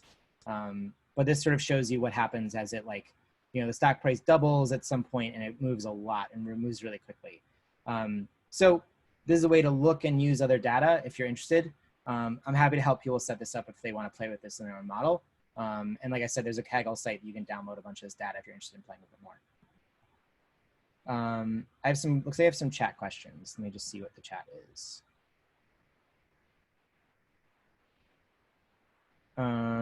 Jesse, so do you want to talk a little bit about what you're trying to do with audio? Sure. What I was originally thinking was taking basically an audio track to the music video that I had grabbed data from, and do the fast Fourier transform, which basically gives you like the equivalent of what your old stereo system spectrum analyzers would give you, and then bucket that down into 512 values rather than the full hertz spectrum that we can hear.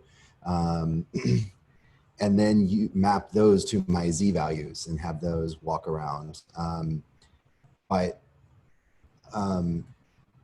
It feels like that's changing in every dimension, basically, or many of the dimensions, at least half probably for music. And so that may be too much. And so it may be like using a subset of them or less dimensionality, basically, of it. Plus, even just doing spectrum analyzing and then getting the values was, I spent more time doing that than I ended up actually using Runway to see my videos. So it's like, am I breaking? Is my FFT code breaking, or is it that my idea is wrong? I don't know. Yeah. But I'm going to move back and try some simpler things and maybe just use volume and then maybe look into a few points or something. Yeah. Another way to do it is, since I know you know JavaScript, you could actually generate a like a value that is in 512 dimensions, but it's really small. So like you can just sort of like clamp it, and then you could use that to actually like change the value based on volume. The simplest way for everyone else is like just do an interpolation between 2 points. But there are techniques you could do to actually have it feel like it's walking more. It'll be hard to get to like back on itself during the beat to move fast and things like that. And it was, yeah. Lots of things you can do with this. And now you're starting to get into like non-machine learning ways to tweak these numbers, but like it's all available to you if you're interested in this stuff. Okay, so that concludes sort of the demo part of this class. Are there any other questions about this work? So I'll share the code. I'll upload this video tonight. My recommendation would probably be to like just walk through it slowly, follow my steps, and then try it, and then see how it goes. If you're still stuck in places, let Leah and I know, and we can help you out. Cool. All right. I have one last part of the lecture. Clearly, I'm going way too long. Also, I think we budgeted 10 minutes for that part with Cris, and it definitely took us longer than that. So all good. So since this is the last class, I'll probably be talking to all of you in one-on-ones or over Slack in the near future. But I also just wanted to quickly just sort of talk a little bit about like, what are your next steps after class is done? So I hope all of you enjoyed this. I hope you learned something from it. If you are interested in learning more, there's a bunch of resources available to you. So first off, Leah and I have taught 2 other classes. We've taught a class called, well, it's just generally called Artificial Images. It was like the main class that I taught for about the last year. And I would say like on the scale of like, the Runway class is probably the most beginner, and I don't mean that in like a mean way. I just mean it in like, it is starting with a thing that already exists and playing with that. This class is, this AI 2.1 class is the middle ground. So it's like, you learn a little bit of training, you learn a little bit more about Runway. We train on a server setup called Paperspace. So you learn how to do StyleGAN outside of Runway. We also look at some models called CycleGAN and Pix2Pix and Style Transfer. So if you're interested in sort of like the next evolution of this class, I would probably recommend that one. So that one's gonna just like sort of broaden your horizons a little bit more, talk more about data sets particular to other models. So outside of StyleGAN, how do you make a data set for Style Transfer or CycleGAN or other things? It's probably maybe about 50% of the same material that you've gotten in this class, but it might be taught in a different way. So it might be helpful for you to learn. And then there's 50% more of new things in the class as well. And this is all up on my YouTube page. So if you're interested in learning more about this, you can watch most of those videos online. And there's also a bunch of demos alongside the class materials that you can watch as well. So this would be like the next evolution of the Runway class. If you're interested in just going really deep into StyleGAN, Leanne and I just finished up the StyleGAN class, or like we'll be finishing up next week. This is going like pretty much everything that I could teach about StyleGAN, we cover in this class. So training on your own servers, how to tweak your own like controls, any number of other things. It does, however, require some like, not necessarily coding knowledge, but you should know how to use the the command line interface or terminal. If you don't, you could probably spend 2 or 3 hours watching YouTube videos and be caught up. But it is definitely more for the advanced, like more technical person. But those videos will be up well, I put a link to the class if people are interested in watching them now, but they'll probably be up on YouTube in a couple weeks. I think Leah and I are also going to be teaching some other classes. So basically, I'm reteaching this class for a local New York space. That class is already sold out, and clearly none of you want to take it again. So I'm going to be teaching that, and then I think probably maybe in June or in July, Leah and I are going to start teach another class, and we're still sort of debating what exactly we're going to teach. So if there's things you really want to learn and like we haven't covered it, let us know, because we'll probably be teaching other classes for probably the rest of the year, because I feel like very likely none of us are going to get to leave our houses at least until the fall. So lots of time to learn. So we will be offering other courses. These 2 courses are available now. You could start watching them tomorrow. So it's, you know, if you just want to start going at it yourself, like go for it. If you're interested in stuff outside of these courses, there are some ML art courses that I recommend. As I was mentioning with Chris, there's the Runway art class. Runway has a bunch of demo videos. So if you just want to learn more Runway features, Gene Kogan teaches, he does like 20-minute demo videos on the Runway YouTube channel. So those are pretty good. Gene also, most of this class material and other classes are like kind of, I wouldn't say ripped off, but like they're based on a lot of Gene's work. Gene taught a bunch of classes, and I think he still teaches them at ITP called ML for Art. He has a whole, one of his courses that he taught maybe a year or 2 ago up on his site. So he goes much broader. So he'll cover text, machine learning, he'll cover pose networks, other things. So if you're interested in like really broadening your understanding of machine learning, and especially machine learning art, I would recommend that series. And lastly, Dan Schiffman teaches code at Coding Train, or is it Coding Rainbow? I can never remember which one it is. Anyway, he has a bunch of YouTube videos. He teaches P5.js, HTML, React, server stuff, but he has a series on machine learning as well. So if you're interested in any of those courses, like he's just a great like general like person to go to for using code and art together. So I definitely recommend checking that out. Lastly, I have some sources here. If you are interested in non-art materials, there's some really good courses out there. These happen to be like maybe the top 3 that I think most people recommend. But I have based most of my teaching style on Fast AI. So Fast AI is it's 2 folks, and they teach in San Francisco, and they teach pretty much all of machine learning. And they do it very much like he'll demo stuff in class, and then he'll teach it, and then you follow along. It's good. It's very deep. He records like 3-hour lectures, and it probably will take you a week to go through all of them. It's very deep, but you could spend the next 6 months for sure digging into all that stuff. For 2 general basic ML courses, the MIT Deep Learning one is good because it's mostly lectures. So it's like you just want to learn about the space. There's lots of good lectures there. The Andrew Ng Coursera one is probably like the most popular machine learning class in the world. And it is like both a mix of theory and like demos, but it's also pretty math heavy. So not just like, I don't think anyone should be afraid of math, but it's definitely like, if you know you struggle with math, just take it a little bit slower. It is definitely going to take a little bit longer to get through that one. And lastly, people always ask me for a book. My favorite book by far is Deep Learning with Python.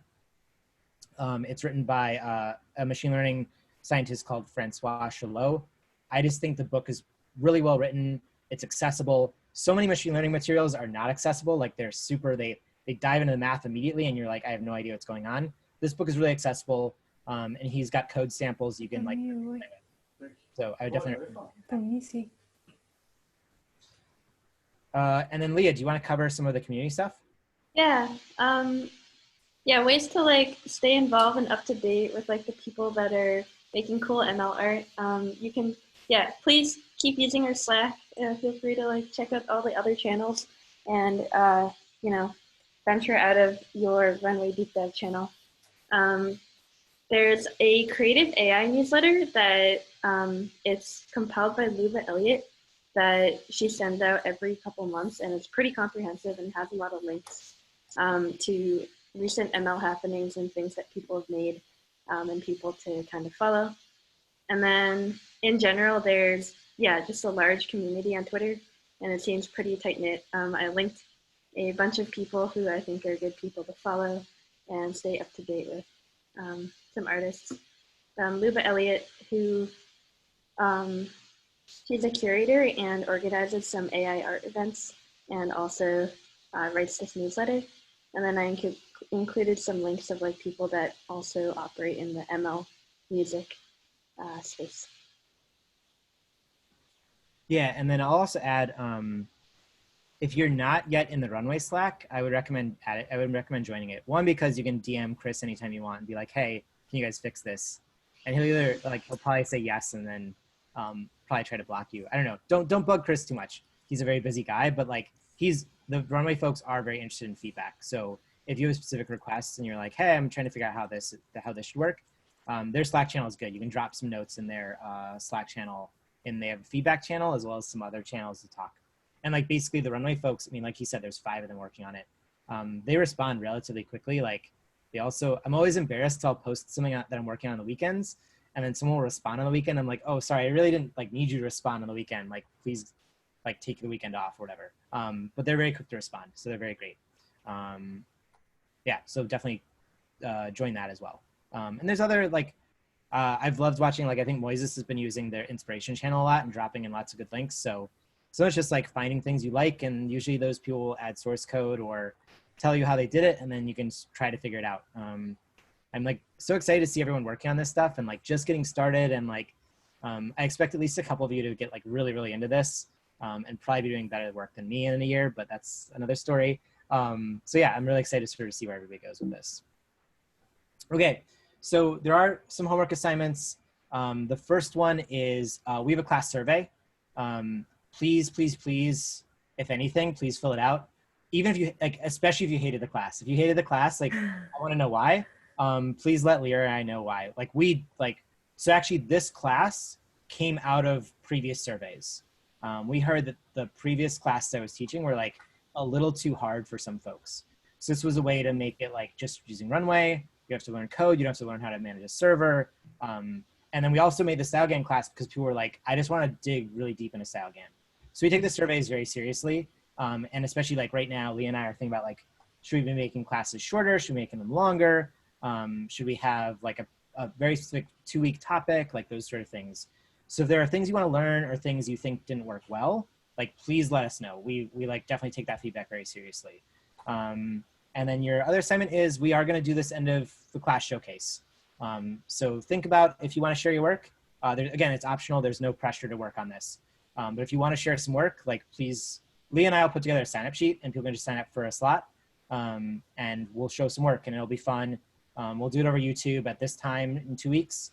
And I'll invite some friends to come check stuff out. And, you know, it's a way to get your work exposed, and maybe you want to do more of this and you want to find people who are interested in it or collaborating with you on it. So please think about doing it. Again, it's no pressure. I know not everyone loves to present work or like demo work or anything, but I think it'll be a fun opportunity for everybody. All right, so with that, let's do a little bit of a Q&A. If people want to take off or whatever, like feel free. I know we ran over class a little bit here, but I'm happy to talk about either projects or about things we're working on or things you didn't get to work on that you hope to. I will also say that, again, you guys have paid for this class, so I don't expect anyone to give me any more money, but I do have a Patreon, so if you, and I'll link to that in here as well. If you want to, you know, support me monthly, that helps cover a lot of this work. And also you get discounts on future classes or discounts on art and prints that I have in my store. So, you know, just shout that out, but I don't expect, I appreciate everyone like paying for this class. You've helped pay for me and Leah's time. And, you know, Leah devotes a lot of time to this class outside of this, managing things, organizing things. So I really am super appreciative of her as well. And you guys paying for this class helps me pay her so she can do really great work for us. So with that, we're done. Thank you so much. This has been really great. I've really loved working with everyone. And I hope to see all of your work, like 1 in 2 weeks, but also just ongoing in Slack. So please, I should also say there's a share projects channel now in Slack. So as you make stuff, please share it there because we all want to see it. And like also like share your social handles because people want to retweet or like post other work that you guys have. So yeah, with that, I'll take questions, but thank you. This has been a really, really fun class. I'm really excited to see what everybody's working on. Cool. Thank you.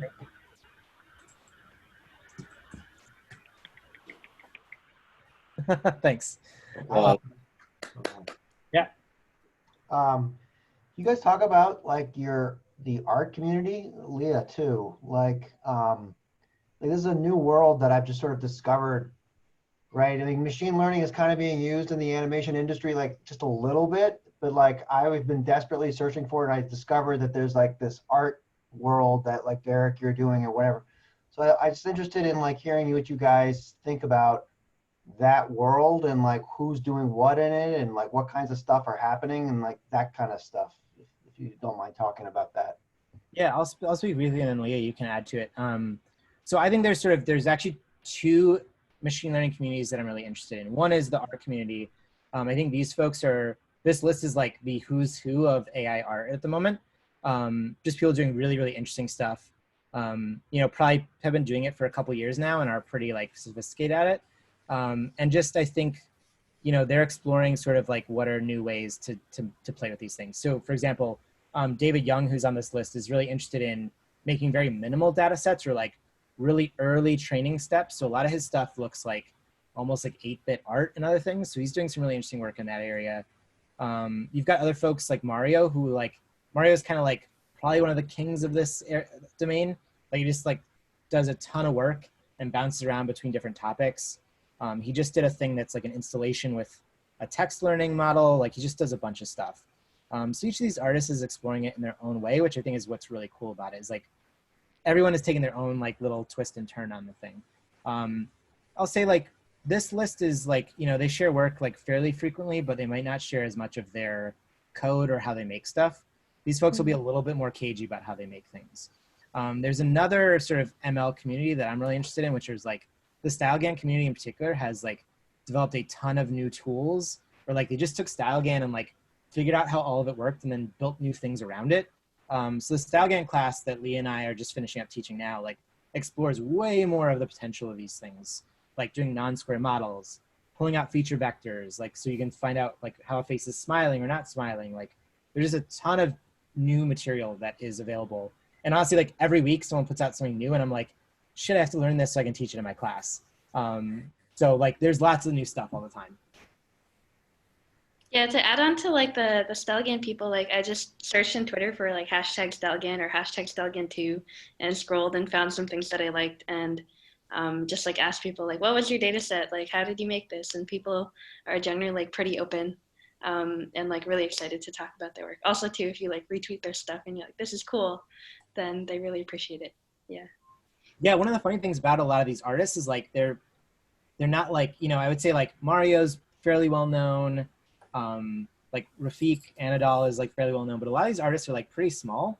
Like, they get shown in small gallery shows or shown a lot on the internet, but they don't have a big following either. So like you retweet their work, like they get super pumped and they'll like, a lot of them want to talk about this stuff too, because a lot of these people are isolated. Like they don't know a lot of other AI artists. And it's like just talking shop is sometimes like really helpful for them too. They want to see what you're doing. They want to see what other people are doing. So yeah, a lot of these people are very, very giving of their time and very forthcoming with like, oh yeah, I found this data set, or oh, I made some modifications to the code. Here it is on GitHub. So I'd say like in general, like I find these communities to be like very giving, whereas other art communities are not as much. So.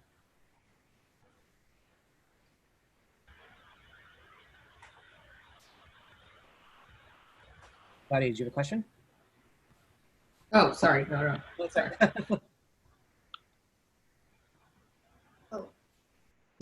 Maybe in like a completely different direction, but do you have a preferred like workflow for translating like a JPEG image to like pen plotter? Like, do you have like that down, or do you just kind of like manually, or yeah, if you could talk a little bit about that. Yeah, so for those of you that don't know, I do a lot of pen plotter work as well.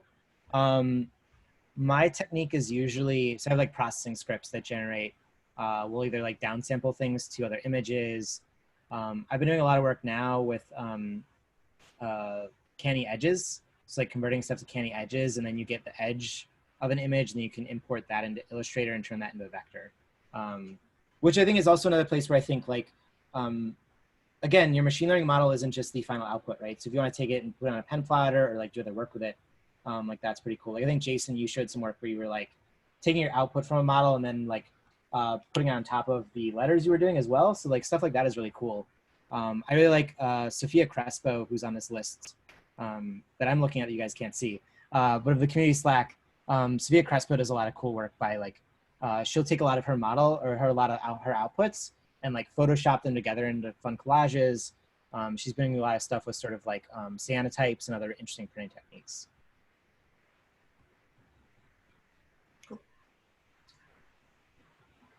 Oh, you know, I think I mentioned this in the Slack channel, in the general Slack channel, but if you are interested in text in particular, Allison Parrish, who is like probably one of the best people working in machine learning text, is doing a class through Anderson Ranch, which is just like a cool, like, it's a place that normally you would go to Aspen. It's like a vacation, but you can learn art while you're there. But they're doing online classes this summer. So if you're really interested in doing text-based models, she has a class that I think is like about the same price as this, maybe a little bit more, but it's like a full week, like a full week intensive. So if you're looking for like a stay-at-home vacation where you also learn some art, like I would definitely recommend checking that out. What was the name of that? Sorry. Check the link in my general channel. I'll post it in this channel, in the Slack, in the Runway channel as well. But it's called Anderson Ranch. Gene Kogan is also teaching a class there. So Gene has a class and Allison has a class. So Gene will be doing probably more stuff along this lines. And he might be doing more like Deep Dream and other stuff. And then Allison is doing a text generation class. Awesome. Thanks.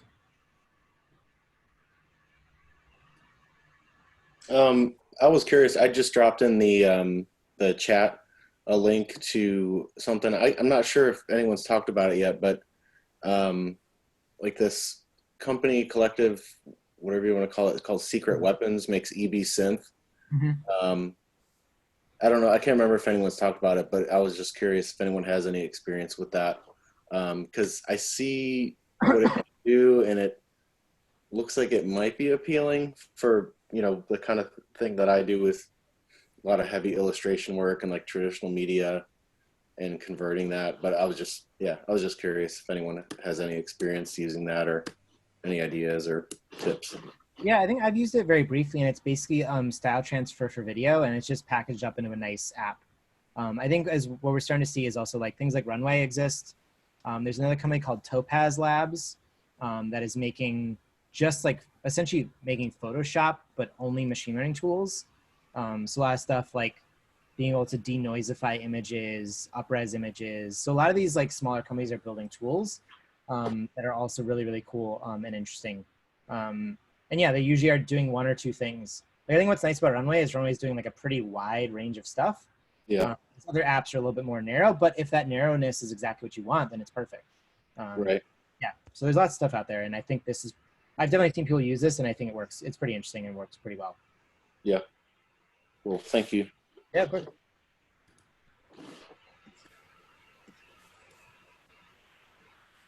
I'll also say, like, so I have been teaching these classes since about July of last year.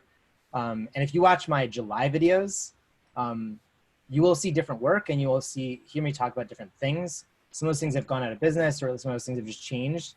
But like literally any video on my YouTube channel, of which there's probably hundreds now, will probably have some sort of interesting material for you that probably wasn't covered in this class.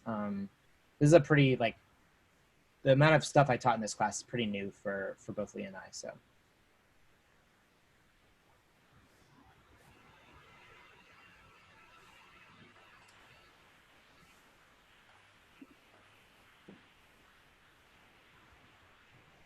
Who else has questions? Well, yeah, thank you, Sean. I have one, like, I feel like I'm kind of growing a little out of Runway a little bit. Like, I love it, but I also want to, like, so I've been spending a lot of my time learning, been doing like data stuff on Python just to like know how to handle stuff and things like that, get better at Python.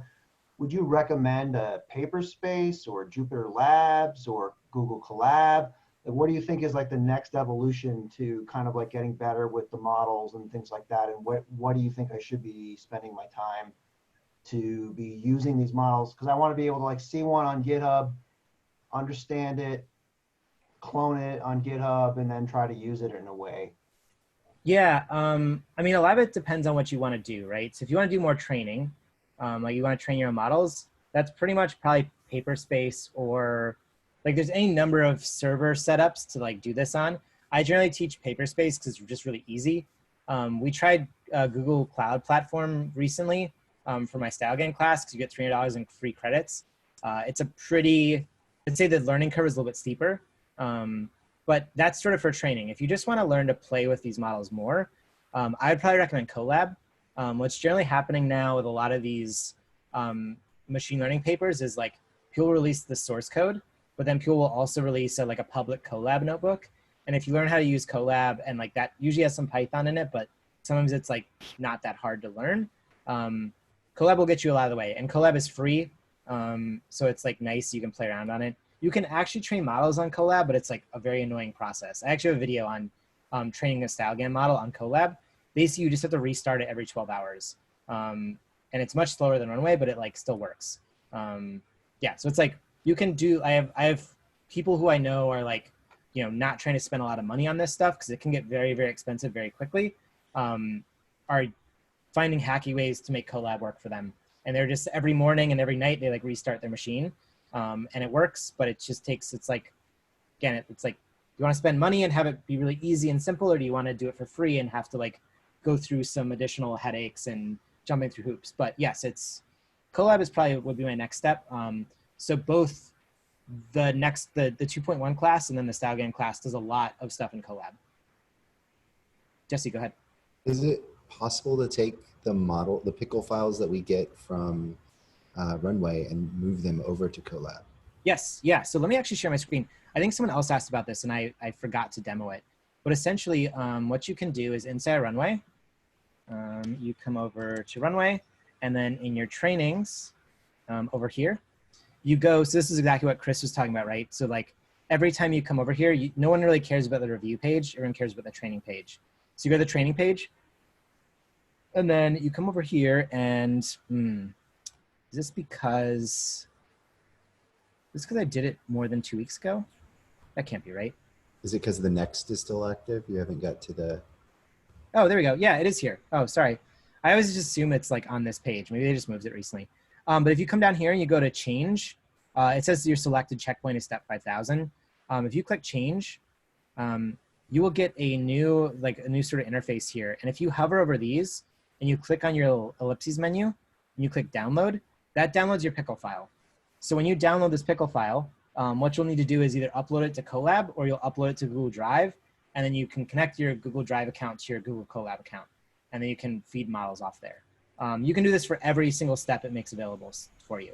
So every one of these steps is available to you, and you can download every single one of these. I don't recommend it because it's like now you're at gigs of files, but you can do it if you want to get every one of these steps. And so StyleGAN 2, we just need to use like an official Colab StyleGAN 2, and then it works with these pickles? Yeah, so actually, Leah and I have made like a pretty crazy, this isn't the exact one, but Leah probably has the copy of it that she can post in our Slack.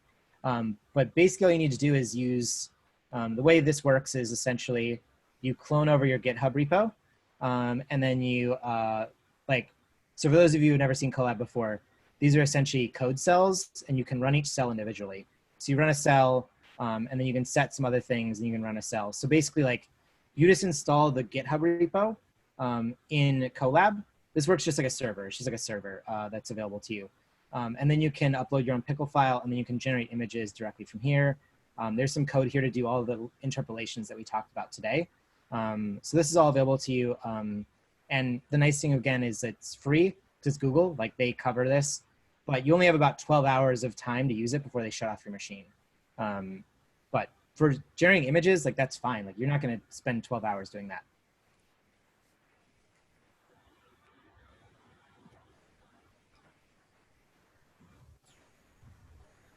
Awesome. Yeah, I look forward to playing with that notebook then. Cool. Wait, so really quick, that one is if you're trying to get images out of a model. Yes. Okay. But again, think about it this way. So one thing I think about with Runway is like, where are you spending the most amount of your money? Or like, how could you make that cheaper, right? So Runway is 5 cents a minute if you're using a model. That means for me generating some of these videos, that can be 20 minutes of time, right? So like that's $1. I could be doing that on Colab if I understand how that notebook works. And we have a demo of how to walk through it if you're interested. That's free. So you could generate the same amount. You could also like generate way more, and it costs you nothing. So this is, again, it's like a lot of the calculations you have to do in your brain is like, do I want to learn how to set up my own servers? And how much is that going to cost me, right? I might recommend you only train in Runway if it's easy, right? We know the cost is pretty cheap. You know, it's pretty easy to set up. Then it's like, well, okay, but I can cut out the cost by using Colab to generate my images. I won't get as pretty of an interface, but it works. So just like, you know, I can tell you, like, this stuff gets super expensive. Like, if you want to start building your own machines, you'll drop a couple $1,000s building your own machine, which I have done recently now that I use this, like, pretty much, like, I pretty much am running a model, like, I'm running multiple models 24/7, essentially. So it just becomes how much you want to commit to it, how much you want to spend, and how, and again, that calculation of how much time do I want to spend versus how much money do I want to spend. Because you could sign up for like a GCP account and pay $10 an hour for 8 V100s and like very quickly make a perfect model. But you have to like be willing to spend thousands of dollars. So it's just a balance of like money, costs, like, so yeah. I did have a technical question. So the model that I trained last week on the 3D renders, I couldn't actually tell a huge difference between like 2500 step 2500 and step 6000. Like I thought that there would be like a massive improvement or even like marginal, and it was just like, right. So if I train this, and is it? I couldn't figure out why. Right? Is it because the source material was so diverse, or that it was, you know, already kind of abstract, but it just wasn't having any like improvements that I could see? Yeah, in my experience, depending on the model, you get very small diminishing returns on a lot of those like extra training steps. What I have noticed is if you do train it for like, say, 10,000 more steps, you will see a noticeable difference in the 10,000 steps to the one previous. But again, it's like if you're like watching the water boil, the difference between a couple thousand may not feel like a lot. And that just has to do with how it trains. Basically, you know, you'll get a maximum return on a very short training period of time. And then it will make tiny little detail changes. So it just sort of is like, if you're really happy with what you got, then be happy. If you want to see if you can get it more, or like, you know, really dig into it, you can try to train for longer. I generally train my models for a lot longer. Like I have models that have been running for about a month now, and my models run slower than they do on Runway. Yeah. So literally I'm training a model for like about a month now. And I can tell the difference, but it's very, very subtle. Okay. So, I mean, for that one, if I did want to see like, hey, like, you know, the last images were pretty blurry, like, yeah, just, yeah, that it might actually be worth like, all right, let's just double our money on it and see what happens. Yeah, essentially, if you're willing to spend more money, you might get a better result. Is basically the answer there. Yeah. Oh, and can you show us or show us again how to continue the model? Let me share my screen real quick, and I'm gonna walk you through how to continue the model. So the way this works is just in Runway. You'll come over here, and you will we'll go to create new training. And it sort of looks like you're creating a brand new training, but what you're going to be able to do is you're going to be able to pick up from a previous statement. So let's just say continue train. You'll pick your exact same data set. So make sure you remember whatever data set you picked. Hit next. And then here where you get a pre-trained model option, just hit change. And then you scroll down to the bottom and you'll see all of your previous trainings here. So this is my most previous training from this data set. So I can select this, and now it's just exactly the same. So I can go in here and I can change my training steps to be 10,000. And then I can just hit start training, and it'll start training again. And so it's training an additional 10,000 steps. It is, yep, yeah. Okay. Yeah, anything you put in here is an addition to what you already have. Is that different than the continue training option that you get from any model when you're done? Probably not. Yep. So yeah, if you click this button, that'll probably set you up to the same thing. Okay. Yeah, that's a good point. Yeah, I saw that, and that's what I did. So was just curious if it would produce different Better. results. I usually find the hardest way to do stuff. I think that's just how I am. So yes, there's a continue training button right there as well. It probably didn't exist when you started using Runway. So It definitely didn't exist when I started using Runway. Yeah. April, go ahead. Was there something you said that it like wasn't exactly the same? Like it wasn't like 5,000 plus 5,000 equals 10,000, or like it started up weird, or was that?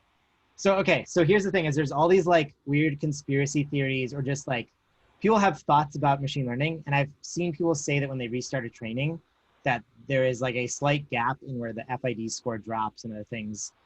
I wouldn't worry about it. It's just like, because no one knows exactly how these models are really training, people have like theories about everything. So when I say stuff like that offhandedly, I'm probably just like full of it. So yeah. So what if you wanted to add, or like, is there a better way to be like, oh, I trained this on like 500 and now I want to continue training, but I want to like add more images to that? Or should you just like start over? So I don't know if your continue training button here will work like that. Let's just see. Yeah, it looks like you would have to like go backwards. But essentially, if you go through the process that I just described to Claudia, you would just change your data set. Okay. So make a new data set with both pieces combined, and then just continue training off of that old model. Gotcha. It's essentially the same as like training off of your old data set, but it's like, or like with a new data set, but it's just it's an augmented data set. It's going to learn a little bit faster, basically. What happens if you train a new model on another model? Like, have you done that? Yes, that is called mixed model mixed model learning. Basically, so same with what happened with faces. So if we go back to one of these very first models that I have here. So if you remember when these picked off of faces, right? Your first couple steps are just super weird, right? As it converts from faces to this. The same thing will happen with whatever model you train from. So if you train from one of your old models, and I think Nauko, I think you did this, right? So if you train from one of your previously generated models on a new data set, all you're going to get is maybe 1,000 steps where it's like moving from whatever your old data set was to your new data set.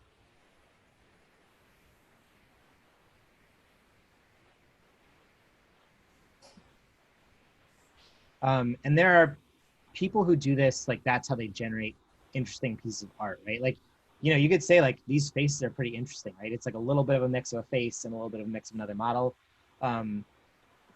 This is also something I would probably recommend. If you get into Colab, this is a good thing to do on Colab because you can do that in 12 hours, so it's very easy to do. But then also you can, using the model that you have running, you can get pickle files in a much shorter distance than say every 500 steps.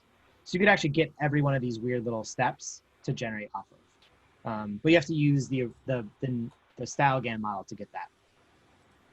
It seems like potential feedback that Cris would like, because it's like one of those things where it's like, hey, if you could do this thing that theoretically like Runway could do, like. You asked him, right? I think Cris asked him in the Slack channel. Oh, okay. The reason they don't want to do that is like most people won't use it, and they don't want to have a server with like thousands of these small little pickle files that they're gonna be charged storage fees for. It's pretty rare that most like. Ooh. So you can. I have a notebook on how to do this in Colab. If you want to dig in and like learn a little bit of Colab stuff, you can do this in Colab and get smaller pickle files out. Yeah. Could you link that on the? Okay. I'll make sure. Actually, I'm gonna add a note to that in the chat as well. And I had a separate question, which I kind of brought up last week. But if I want to make something like attention GAN, where I think it's attention GAN, where you like type in something and it spits out an image. Do you have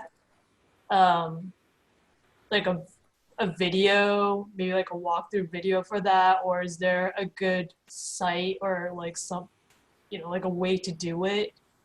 You mean the attention GAN in Runway? Yeah, like so if I want to make something like that myself, then is there like I just need a jump off point to just that particular thing is super hard to do. I've actually tried to figure it out too. It ends up that the training those two networks together is like super hard. So what I recommend doing is like finding a hacky around it. And that would be like having a P5.js interface where people can put in words, and then maybe you pre-populate it with some solutions or things. Yeah, that actually is very hard to do, it turns out. Maybe that's something that Cris can add. Maybe Cris can add an attention GAN training. I'll ask him. I would also like that. So yeah.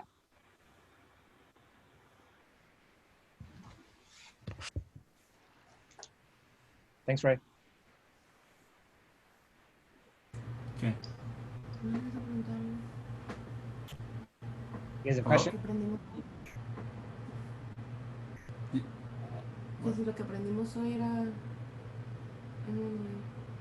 Moises, do you have a question? Yeah. So I had a question about what we learned today applies to all GANs on Runway. Probably, yeah.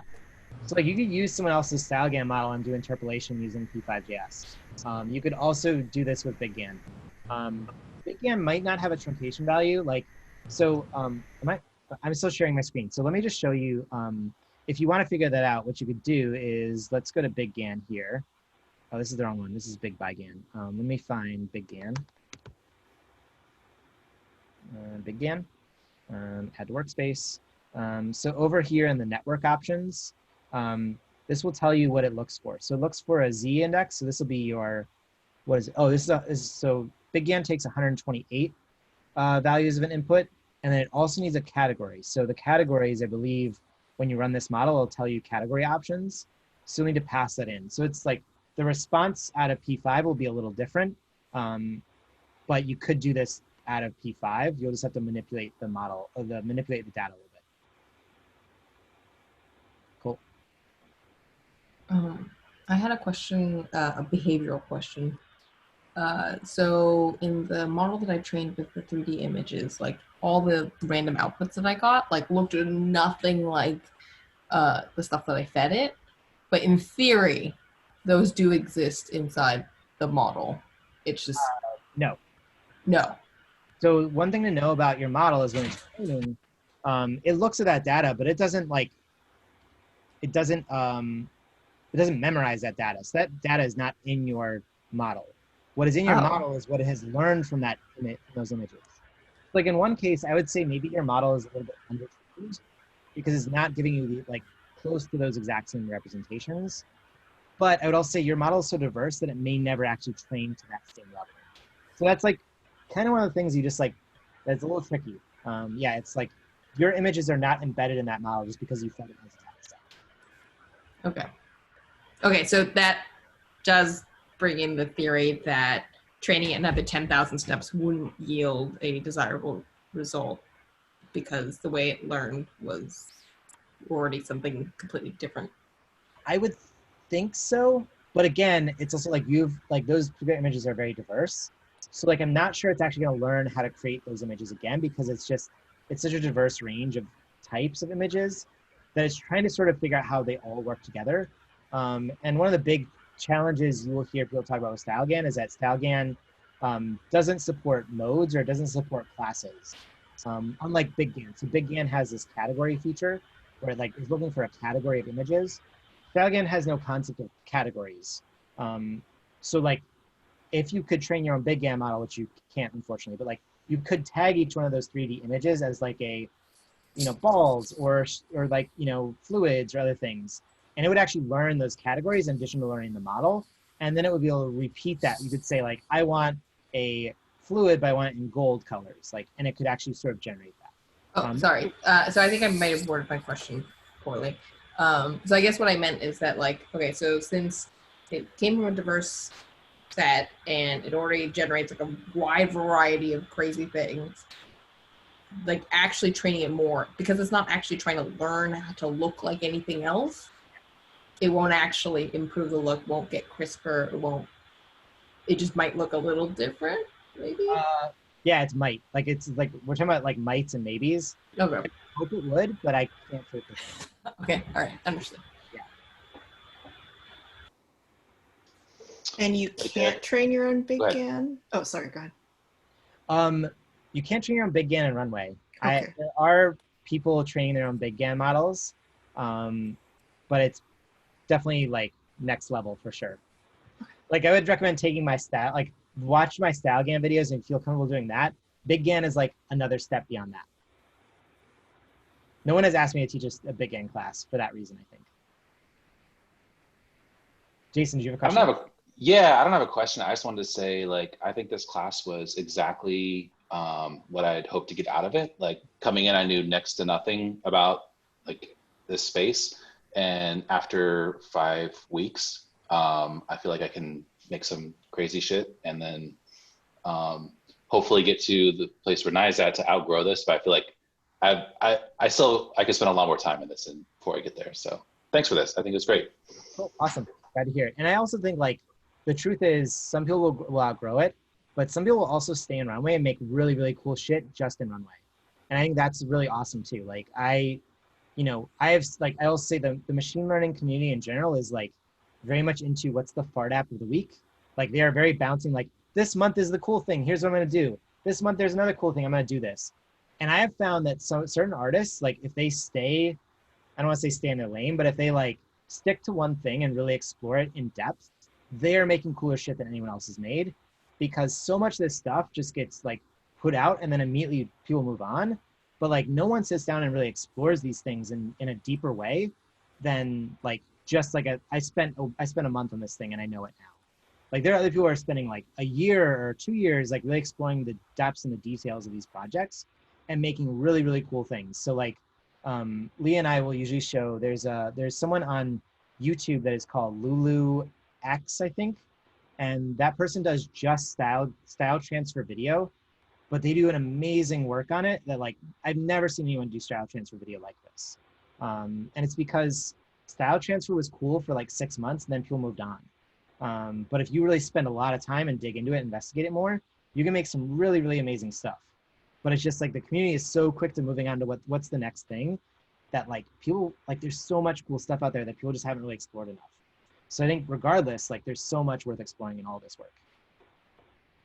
Moses, I'll link to it. I forget exactly how you spell it, but does really great, really cool stuff. Also is on Twitter.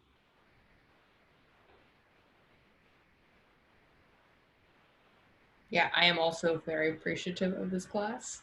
Also learned a lot, and I'm like, yeah, the goals that I had completely unreasonable originally, but then like, yeah, I have a ton of new ideas, and also I have a much bigger appreciation for like how ML actually works. Like I think I had like a vague understanding, like even slightly above average, but I'm like, oh yeah, like machine learning is not going to be able to do X, Y, and Z for like a hot minute. Cool. I'm glad to hear that too. That's also like part of the point of this class is people learn like this shit's hard and it's also not very good. So like you kind of get a little bit of both while doing this. So awesome. And I will say like if you have other folks that you think would be interested in this class, like we'll definitely be teaching more of this particular class. So like my other class is already sold out, but I will definitely be doing another version of this course. It's been like pretty heavily asked for. So if you do have folks, like please send them my way. I have a newsletter if you'll want to sign up for, or just have them follow me on Twitter. I usually announce classes both through that and then through Twitter, my newsletter, and then Patreon backers usually get first dibs. So if a class is going to sell out fast, you can back me for $1 a month and you get like a 25% discount or like a 10% discount on your classes. So you can always do that and save you some money. Yeah, and you get first dibs. So. Cool. All right. It is getting late. I have to go eat something. This has been a lot of fun. I look forward. I hope all of you sign up for one-on-one sessions and just come with questions or just be like, I want to do a thing. Like, how do I do it? I'm happy to talk through it. And I hope those of you that want to join in 2 weeks will show up for the show and tell. Even if you don't want to show up, if you don't want to present work and you just want to like hang out and watch what other people have made, please feel free. So Leah, Moses, and I will send out more information about that probably next week or so. So just to gauge my expectation, this is supposed to be a live YouTube event? It'll be a live YouTube event, but you can send me a demo video and we can just play it. Okay, so like, but in theory, like we can invite friends and family. Yeah, totally, yes. Yeah, and we'll send out more about this in next week. But please invite friends, please invite family. You know, like if your entire family joins my the YouTube live stream, I'll be super thankful for that. So like, yes, please invite friends and family. Please invite anyone interested. It'll be a live stream on YouTube. And we'll send out the links so people can like subscribe or like get notifications for when it's ready and everything's going. But yeah, hopefully it'll be like just a fun time and we can just sort of like watch what people have made. So cool. All right, thanks everybody. Have a good night. Thank you. Bye. Thanks, everybody. Thank you. Bye, everyone.